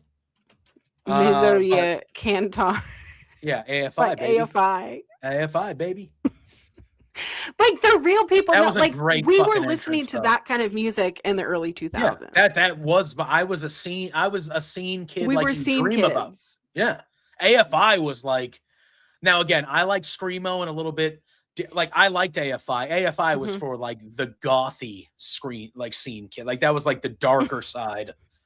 That was black lipstick and black eyeliner, yes, for sure. That was like the saddest of the scene kids were into the AFI, if that makes sense. You know what I mean? But I liked AFI. And they're like legends of the scene. They were always at Warped Tour. Oh my god. Always at Warped Tour. Oh my god, yeah. But that was a great entrance. And then he came out and there was like no music. And he just walked out with no music. And they did it again on Raw, but at Mania, and they had the camera angle of the whole stadium, and there was no music, and he did the it's called, and then his music hit. Oh, really good. Really good. It was better than like having a live band or like having dancers. Like it was just for those who watched CM Punk since the beginning, or if you watched him when he came to AEW or when he came back to WWE, like whatever version of CM Punk you've been introduced to, watching that entrance made you feel like, oh god, I'm a CM Punk fan. And I don't like CM Punk. I don't like CM Punk. There's something about him as a person like that just feels so phony and fake to me. However, I love what he stands for, and I love his dedication to the art. I really do. And like last year, he main evented night 1, but you could tell this year, this was the main. Like this is what this was his main event. Yeah. This was the dream. Like this closing the Mania weekend, this one-on-one high-profile match with the guy in the company. Like this was everything that when he talks about he's always wanted the main event Mania and it was a dream, and that's the one thing he needed to check off. I know there was that emotional clip last year of him and Triple H in the back where he was like crying because he knew he was this was really what he had been waiting. Like this was his thing.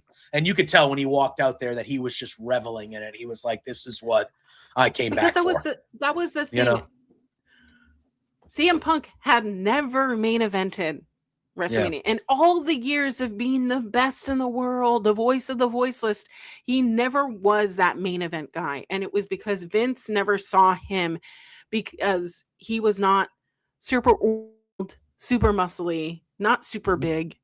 And if you think what the wrestling landscape was from really 2008 to 2013, right when he was fired, like the guys that were the main event were John Cena. Yeah. Like really, if you did not look like John Cena or Batista or Triple H, like you were not seeing that main event at all. It's crazy to me that as good as their rivalry was, how is John Cena and CM Punk never a WrestleMania main event? How is that never a WrestleMania main event with those two guys going after each other for the title like that? And their rivalry, in my opinion, is one of the most perfect rivalries there ever was. But like, how was that not a Mania main event? Like that's crazy to me. I realize that some of my favorite feuds with my favorite wrestlers have all been with John Cena.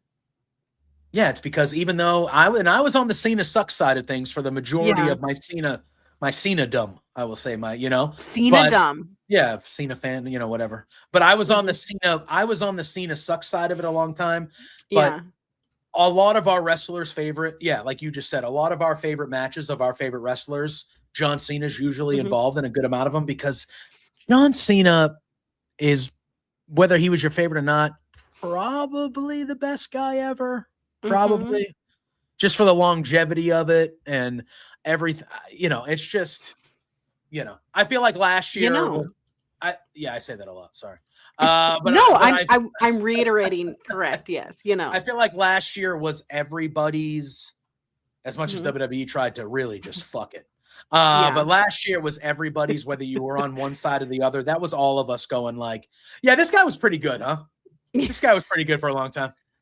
Yeah, he was. Even though we probably hated him for a chunk of it or maybe all of it or whatever. Yeah, it's pretty good. It's pretty good for a long time. He did a lot of good stuff.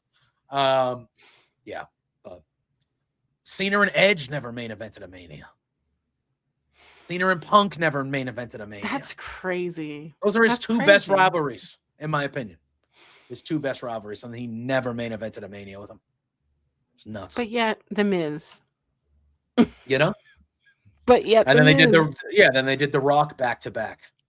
I am of the belief, and somebody wrote it in the chat, Ken, I'm of the belief that second match, it shouldn't have been twice in a lifetime. It should have been a triple threat with Punk, Rock, and Cena, or it should have just been Punk and Cena, and The Rock should have minded his business. Mm-hmm. But they wanted to put the world title on The Rock, and they kept it on him for a while, and whatever. I do want to mention the moment of silence for the names on the CM Punk's jacket, having Bo's name there. For those who are in the scene or have been around or understand, that was like a really a crazy thing, because he was so monumental for the scene of Chicago and for wrestling. But yep, agreed. Well, I agree. We've come to our main event here.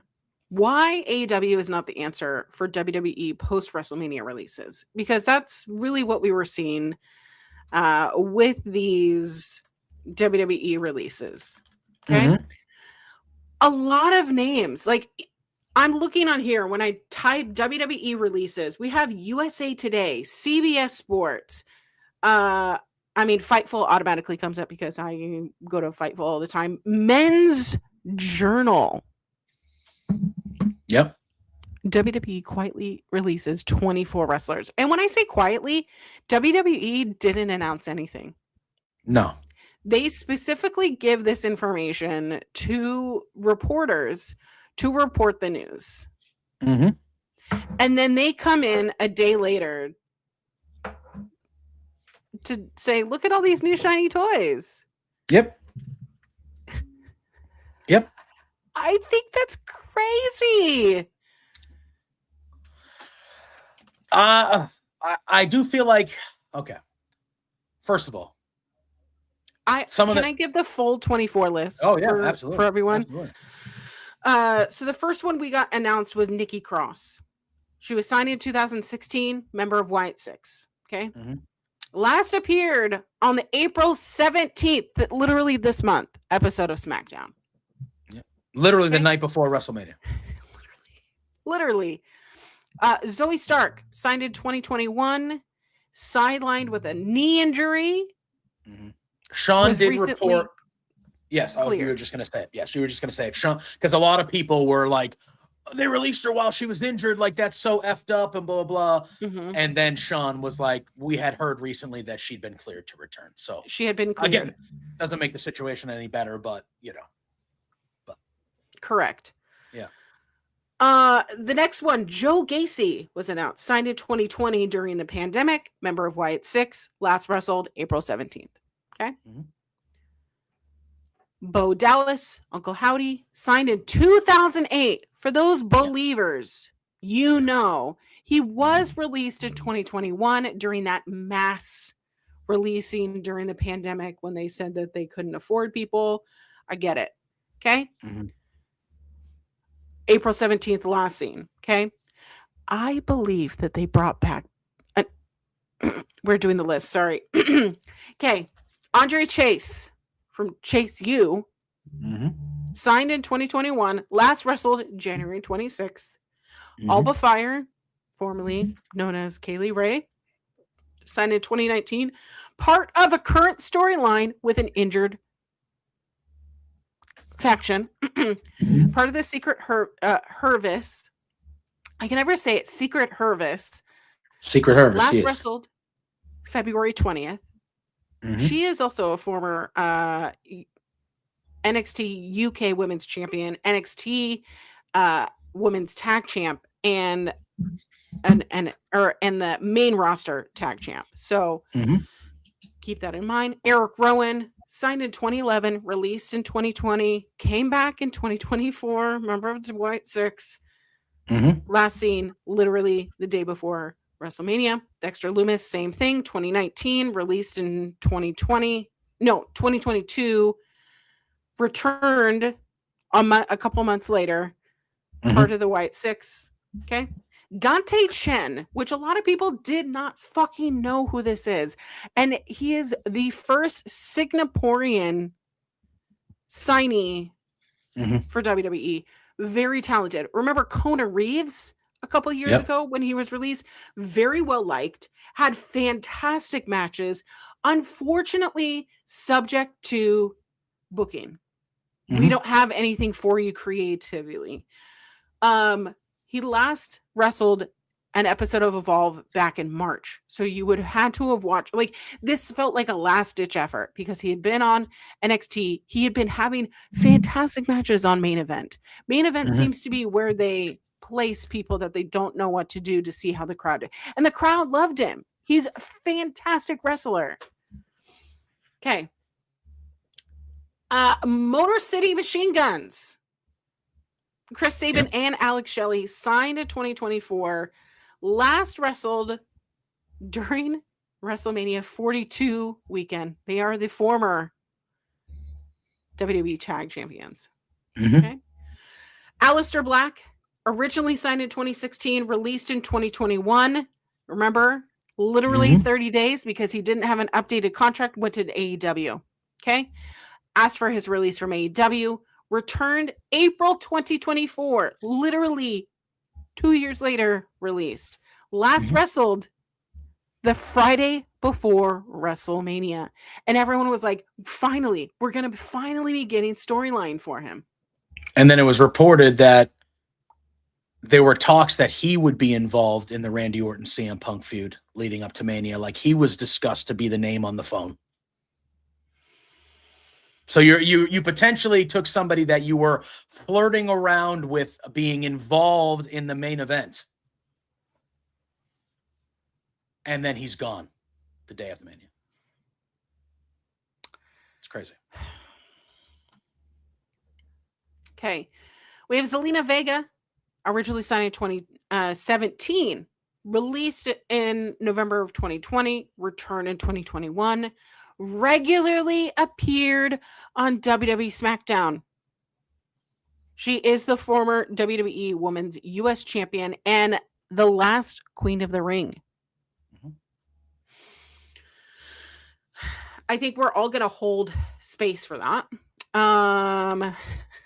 Apollo Crews, signed in 2014, last wrestled the Friday before WrestleMania. Oh, in the Battle Royal, probably, right? The Andre the Giant. Yeah. Former U.S. champion, former IC champion. One of the best cruiserweights, in my opinion. Santos Escobar. Now he's injured. Signed a new deal. Yeah. He's injured. He's out injured. He's injured. He's been a pivotal part of this AAA partnership. And he has a fucking torn bicep. Okay. Kairi Sane returned to WWE in 2023. Last wrestled on April 20th on Raw. Literally. Makes no sense. It makes no sense in a current fucking storyline. Yeah. Makes absolutely no sense. Obviously, you know her lineage. She's a former NXT champion and a 3-time WWE Women's Tag Champion. I don't know how many times that she got. Mae Young Classic winner Classic. Well. The rest of these are going to be names that y'all probably don't know. Unless you have watched Evolve or NXT. So Luca Cristofino. He was kind of part of the family before Tony D kind of changed his character. Yeah. Debuted in 2023. Last wrestled on the April 22nd episode of Evolve. Tyson DuPont debuted in 2023. Wrestled in an NXT live event in February of this year. Serena Linton debuted on season 1 of LFG. I can never say it. LFG because it's let's fucking go, right? She wrestled at a live event in February. Trill London debuted on the premiere episode of Evolve, WWE Evolve, actually. Last wrestled in March. Tyreek Ewing debuted in 2023, last wrestled in a live event in March. Malik Blade debuted on WWE 2025 live event in 2021, last wrestled in NXT in February. Tyra May Steele. Yeah, it's the gold medalist, is it not? Gold medalist, this one? Yeah. The first season of LFG. Yep. Gold medalist. Yep. Last wrestled in April 15th episode of Evolve. Chris Island debuted on the first season of LFG. Last wrestled in NXT live event in February. These are all people that it seems like they try to do a last ditch effort with some of these to see how they do. And I don't know what was wrong. I understand 24 people, like they've just taken away the dream job of 24 people. And some of these don't make any sense. Some of them I understand. Maybe they weren't fitting. Sure. Maybe. And there's only so much. There's only so much room. Look at. It sucks when anybody loses their job. Okay, but it is a part of business. It happens every year at post-Mania, sadly. But it is a part of business, and there are some names on there. Again, listen, they don't have to get rid of anybody. Right. They can afford to keep all these people if they want. Correct. Record-making profits. Yeah, of course. But, especially the developmental people, if, they bring you in, they sign you, if it becomes clear to them, then I say them as in WWE, that there's not a spot for these people, or they're just not developing at the way they thought they were. Okay, you make a move and you do all this stuff. But certainly Aleister Black, Kairi Sane, those are the two that stick out to me. And then a notch below them would be Zelina and the Motor City Machine Guns. I feel like those are people that could have been very useful to your product. I mean, Aleister Black was on TV almost every week with Zelina now, so they were a pair. Right. And they were on TV almost every week. Kairi Sane literally has been on TV every week on Raw for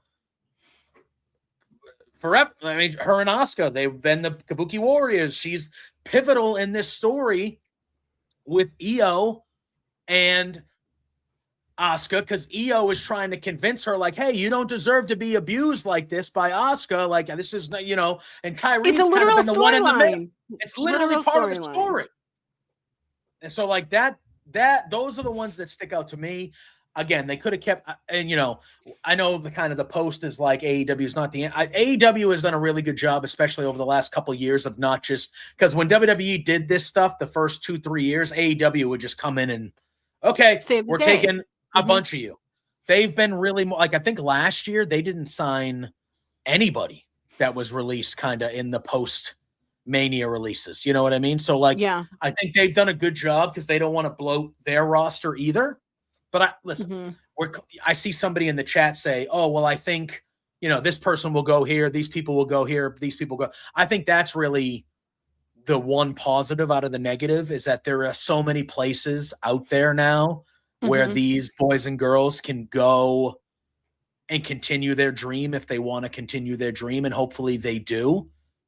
I saw Kairi Sane. I saw Aleister Black, and those two names in particular, I was like, what? You're right. What are we doing here? I mean, especially Kairi. Especially Kairi, because she's in a current storyline. There are potential players and slots that maybe they just didn't have anything for them. However, I do want to get to the super chat. 777 Media, thank you so much for all of your super chats. This has been the best day. Yeah, and it couldn't have done it without any of you. But I have a very sneaking suspicion that these releases were TKO and Endeavor's ideas. I don't think it had anything to do with who was actually writing the show. in my opinion. And okay. I posted a tweet on the Twitter, because it's not X to me. I posted something about how the first few names that were announced were all women. Kyrie, Nikki, Zoe.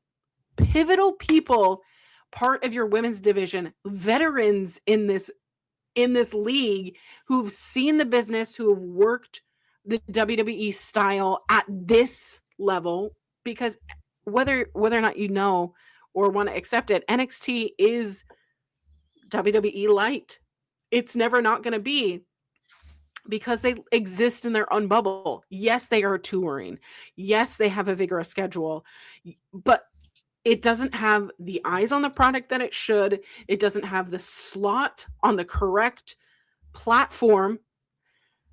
For the most part, NXT is supposed to prep you for that level up to the main roster. That is the point of NXT. That doesn't discount the talent that's in NXT, but it's the value of can you travel that many days a week, a different coast every single day, that far away from your family?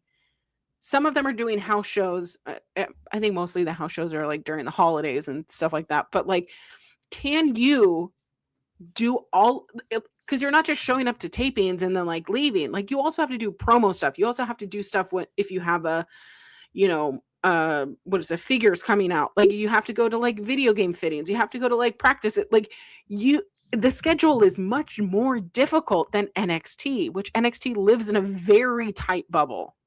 Mm-hmm. They all live in Florida. They all exist in Florida. They all train in Florida. In WWE, like, you're anywhere, but you have to be at a certain place at a specific time to do meet and greets, to do all these things. If you're at a convention, if you're doing WWE World, like whatever. But it's the thing that, like, the rigorous schedule, you want to have veterans in it. That is why they keep Natalya there. That was the whole thing with Natty being the person that brings up everyone. You saw that on Total Divas, where like, oh, this new person, Summer Rae at the time, pair with Natty, learn from Natty, learn the ropes of the schedule, because the schedule alone can burn you the fuck out, and you can get injured when you're not sleeping, when you're not working at home, when your digestion is bad, like all of the things. Hello. But it's a thing of like, Nikki Cross has been doing this since 2016 in NXT. Yeah. Zoe Stark, in 2021, but she is a sick athlete. Like, if she's incredible in ring. Incredible in ring wrestler. She's incredible in ring. But it's like, if I'm a new wrestler coming on the main roster and I want to ask someone how to maintain that physique, I'm going to Zoe Stark, because she has always maintained that physique, Yeah. If I want to go to Alba Fire, of like, how do you create this bad guy persona? Like, I'm going to ask Alba Fire, the Kaylee Ray, right? Because she took something from the indies and really drew it into a much larger audience. Like, these are the people that I would want to ask questions about. I would want to ask questions about Zelina, and how do you get so personal and tell your story about how your father passed away in 9/11 and how that means to you. And like, if I'm, Hispanic, like how do you, talk about your heritage and talk about all these things and relate to people who don't understand like the Puerto Rican culture. Like, these are people on your roster that you want new people to easily connect with. And when I saw that these 3 women were like the first names like out there, I said, wow, what a great thing to do. Thin out your women's roster. Because, guys, if you don't know, the women aren't the main focus. And I love women's wrestling, and I hate that is the reality, that we have come so far, but there is still a barrier. But okay, so not to play 13 women on Raw and 17 women on SmackDown. Mm-hmm. There are 5 sets of titles. That is not a lot of people placed in there. And there are some people who are not full-timers. There are some people who are primarily in a part, like a backstage or seeing themselves out. That's not a lot of people to vie for these titles to make it legitimate and not the same fucking matches every single fucking week. Yeah. But that was my point. Yeah. And I think that's a very strong point. Now, to be on the other side of it, I also think this is what you get when you have a performance center, when you have the NIL stuff. Because now, WWE, what do we see on SmackDown? We saw JC Jane, Fallon Henley. I'm drawing a blank on the third girl's name that's in Fatal Influence. I'm drawing a blank on her name. I apologize. But like you're seeing, they just brought up Javon Evans, Trick Williams, Oba Femi. We're getting Ricky Starks next week on SmackDown. Laney Reed. I forgot her last name. Joe Hendry is on Raw next week on tomorrow night. So so you're seeing, and then down in Sol Ruka just came up. Ethan Page. Right. Now some of those, Ethan Page, Ricky Starks, they were brought from other, they were named Blake Monroe. Some of those were brought in from other companies and were known people in the wrestling world, but nobody knew who Oba Femi was before he was Oba Femi. Nobody knew who Trick Williams, Javon Evans, JC Carmelo Hayes, all these people. This is what you get. And I think it was, delayed Gratz in the chat. He says, if you know you're calling up JC Jane, Laney Reed, and Fallon Henley, who probably don't make that much money, and they're going to be on your TV shows every week, do you really need to pay Zelina Vega $1 million or $2 million to be on your TV show when you're paying these people $350,000 or maybe less? You know what I mean? Do you really need to pay Aleister Black a few mil when you just brought Oba Femi up, who's going to be a fucking world champion in 2 months, maybe, who's probably making nowhere near that? You know what I mean? So like when you start pumping out these legitimate stars that we've seen their developmental, their center, their NXT make, this is kind of the sad part of it is why am I paying? Like, I personally don't think that if I had to guess what happened, I bet you TKO went to Hunter and they said, here's the amount of money we need to cut off the budget. We don't know the whole roster like you do. Make it fucking work. And then Triple H had to make the tough decisions of shit. I have to get rid of this much money. Let me look at my roster and what they make. And he had to make some tough decisions because I don't think that Ari Emanuel and the guys at TKO know who the fuck Joe Gacy is. No offense. I don't think that they have any idea who that guy is. You know what I mean? So I think that's probably what happened. And like, that's how we get here, is that type of scenario, sadly. And I didn't mention the Wyatt Six. That is dirty work to the Bray Wyatt legacy. That's a different thing for me because I know we feel a certain way about Bray. All right. But that is dirty fucking work. That is dirty work to his legacy. I firmly believe that WWE wanted to capitalize, whether negatively or positively, on the untimely death of Bray Wyatt. I think that Bray Wyatt connected with fans in a way that WWE limited when and I think Bray was alive. He connected with all of them too. Like you could see how much he meant to the wrestlers. He meant everything to that. Like he meant a lot to that whole company in more ways than one. Not just us, but everybody. Correct. And it's one of those things that they were trying to reheat some old nachos. And I hate to say that about Bo, because Bo Dallas and NXT, guys, I need you to go watch old NXT. One of the first NXT champions there was. He was incredible. And even when he came to the main roster the first time and he was in the B team, B team, go, go, go, B team, go, go, go. Like they were just like that lower mid card tag team that got beat by everybody, but they believed in themselves, which is a very relatable thing. So knowing that Bo Dallas, the actual brother of Bray Wyatt, and they said, okay, we'll bring you back if you carry on the legacy and memory of Bray Wyatt. And with how fickle these audiences are, I think that the Wyatt Six was very much like what we needed to process this loss, to remember the memory of Bray Wyatt, but it got forgotten so fast. The presentation was so special because it really was the presentation of the Family Funhouse. Mm-hmm. The world that was created by Bray Wyatt, that I think WWE needed to like let him tell his story.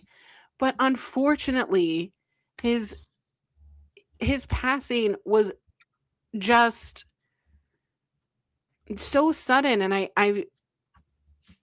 have a hard time processing it because Bray was one of my favorites.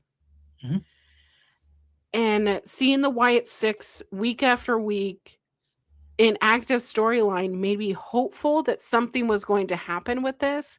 I like the spooky dookie. I like being sports entertained here, guys. Like, my pro wrestling doesn't always have to be a technical wrestling match for 35 minutes. I want a story to be told, and there were stories to be told, and I don't feel like WWE wanted to let the stories be told. They didn't want to take a chance on something they weren't sure would connect with the audience. But I don't think that WWE or TKO knows what the audience wants.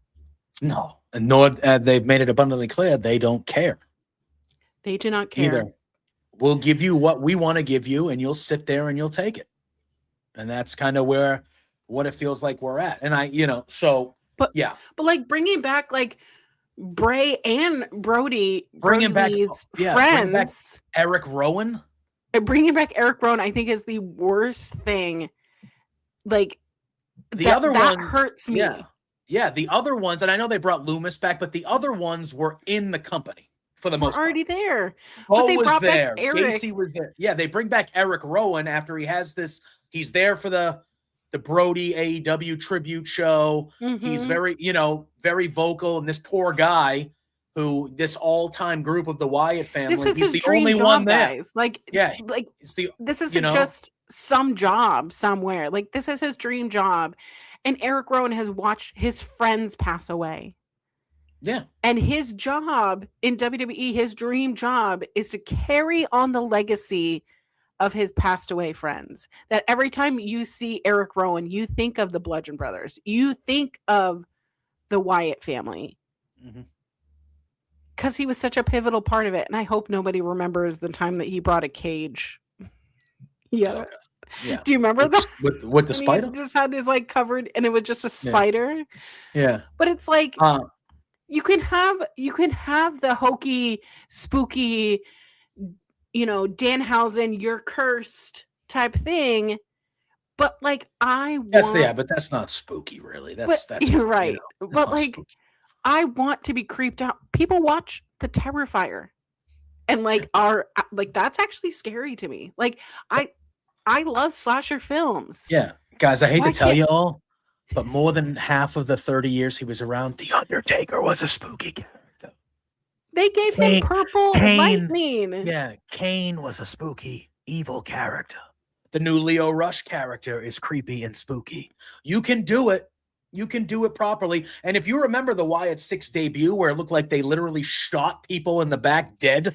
Yeah. And how creepy they made that look. And it was like, holy shit, this is I loved really it. I was into Chad that. Gable looked like he got shot in the head. Like he got shot in the head. He was just a luchador. A luchador.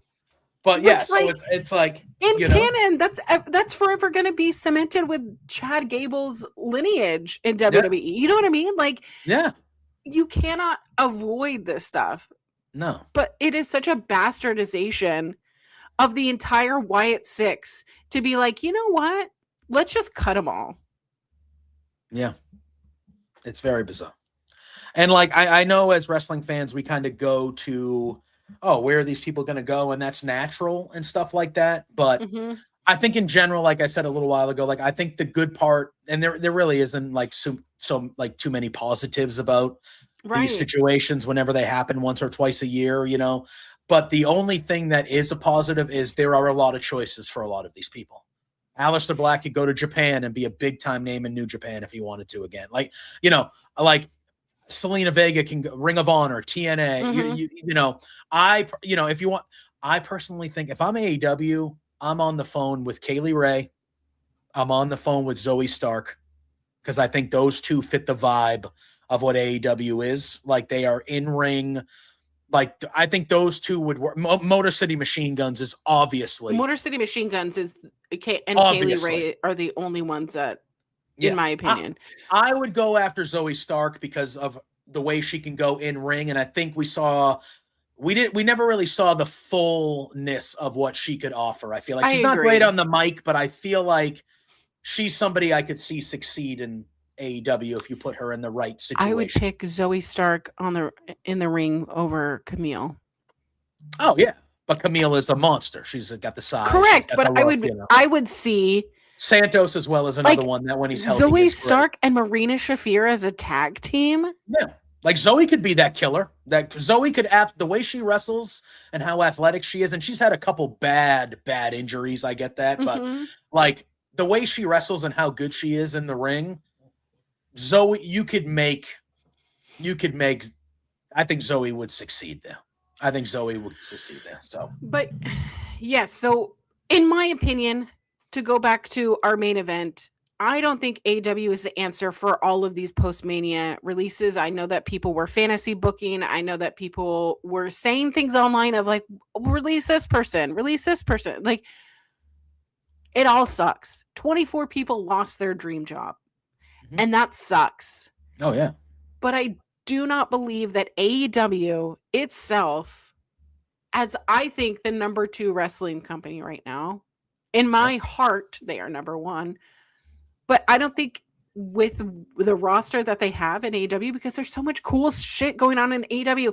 And also AEW is not utilizing as many women on their fucking roster as it is. People are sitting in catering. People are sitting in Ring of Honor, Athena, as their fucking champion and not being utilized to their capacity. Nyla Rose. I want these wrestlers to wrestle. I want more than one women's match on a pay-per-view. And if you come for me and say I should be grateful that they're being utilized at all, we have stupid-ass men's matches all the time. There are so many male wrestlers, and someone like me, I want to see people who look like me on TV. I want to see people, because I know I could fuck some shit up. Like, you know what I mean? Like, I know that I've been in fights before. I want to see someone who knows how to fight, who is like me on television. Yeah. I want to see, because like, I would be the Eddie Kingston of wrestling, right? Fight me. I want to see that in the women's division. Yeah. That'd be nice. Where is that? Yeah. I'm just saying, we got a long way to go in AEW. But I feel like the start of it shouldn't be, let's take these 24 and insert them right away. Let them get their bearings. I saw Zack Ryder, but Matt Cardona saying that was the best thing that ever happened to me. There are 3 things that you could do. And one of those choices is to get your shit in. Prove them wrong. And go run. Yeah. Prove them wrong. Prove them wrong. And I hope that most people do.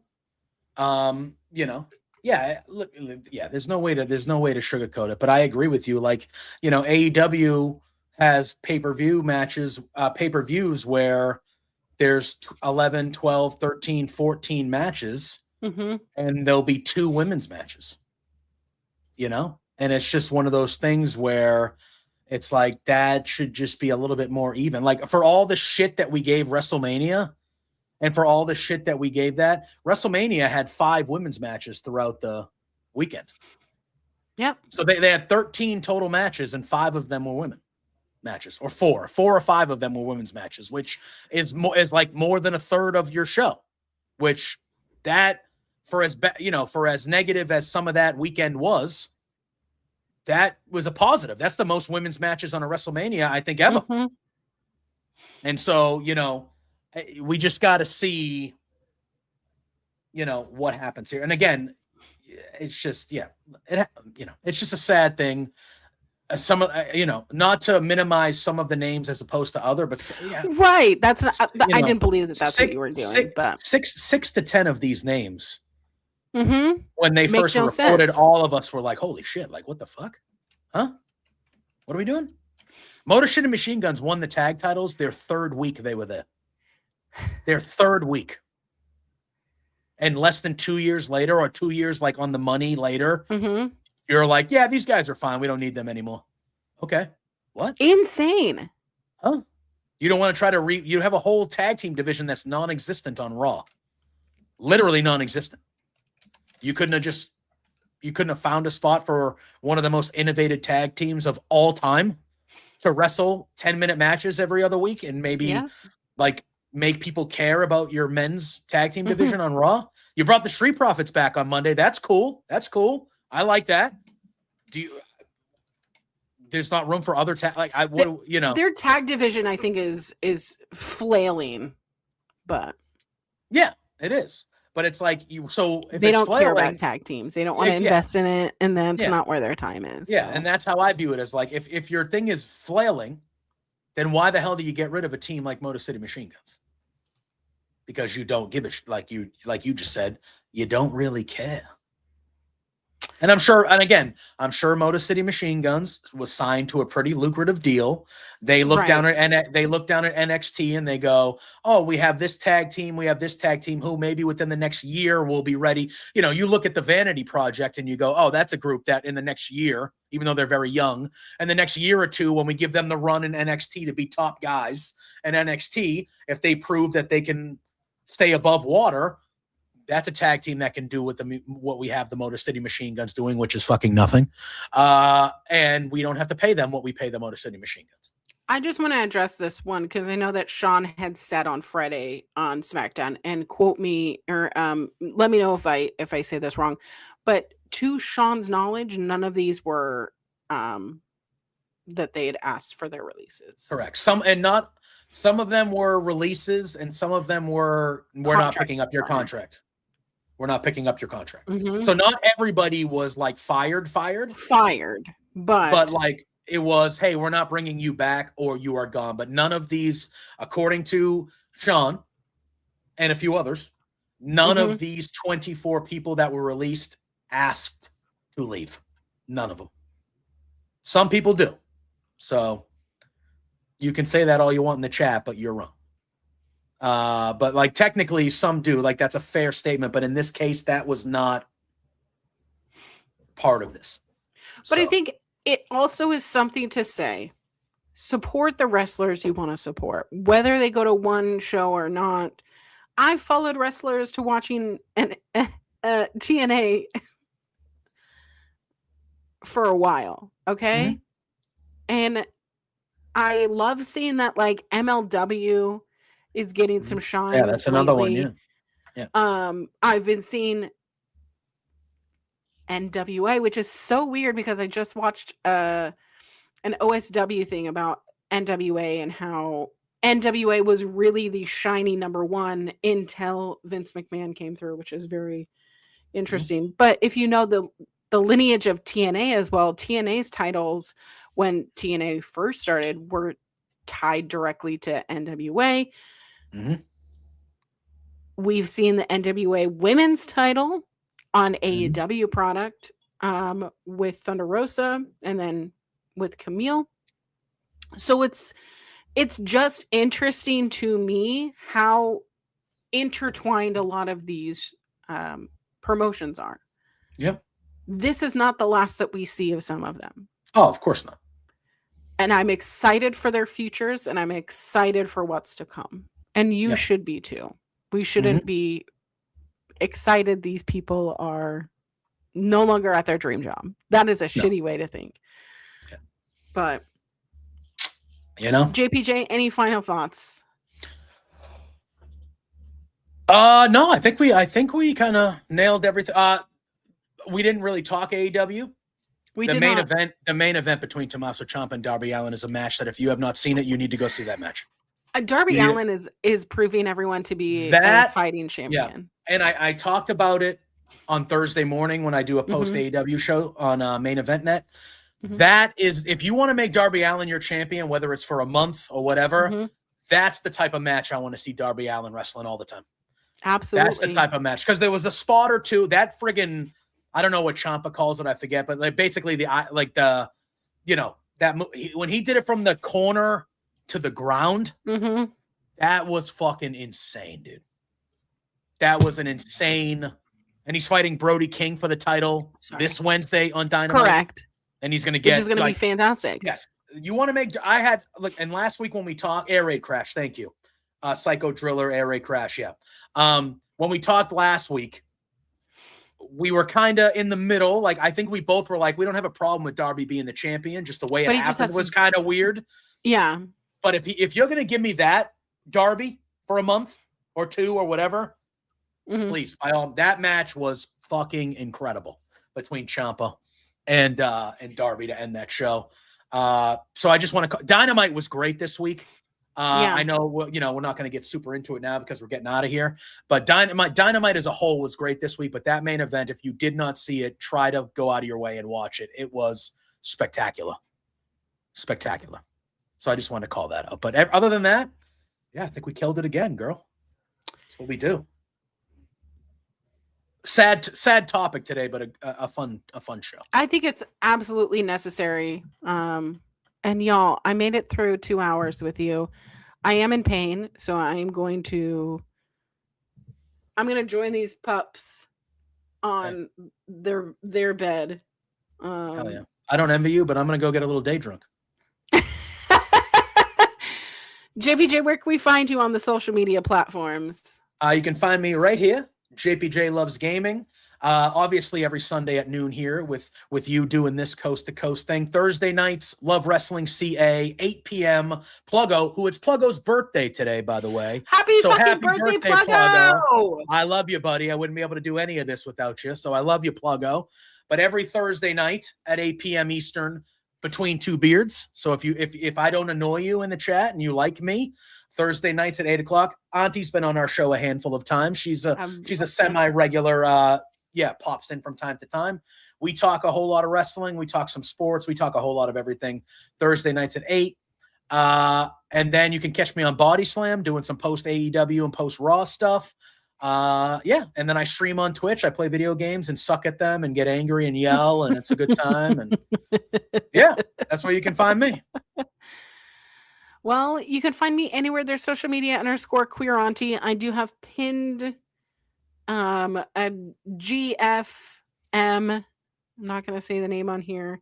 If you want to help out me as I move while I don't like to use the term disabled, but like one of my friends who is part of the disability community called me disabled. And I was like, you know what? Like, I feel like I went from being a fully capable human to now I'm needing help. So, but if you want to follow me, see how my tests go this week. I have another doctor's appointment this week. So hoping that because I'm getting an ultrasound. So hopefully that'll go well. So, but you are watching us on Fightful Overbooked. Overbooked is the place to be.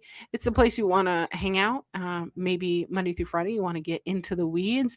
Maybe on Fridays, you want to coexist with Rob and Maggie. SP3's on this channel, Jeremy Lambert, and Joel Pearl. We have a great staff here. We love wrestling and we watch it passionately. And we strive to make sports entertainment content for you that you will want to hang out with us, and we appreciate everything. This has been an amazing chat, so we love you. We are so thankful for you, and I hope y'all have a wonderful day. Subscribe, like, share, and be kind to each other. Don't be an asshole. Shouldn't be hard. It seems like it is for so many people, but it just should not be hard. All right, love you guys. Bye.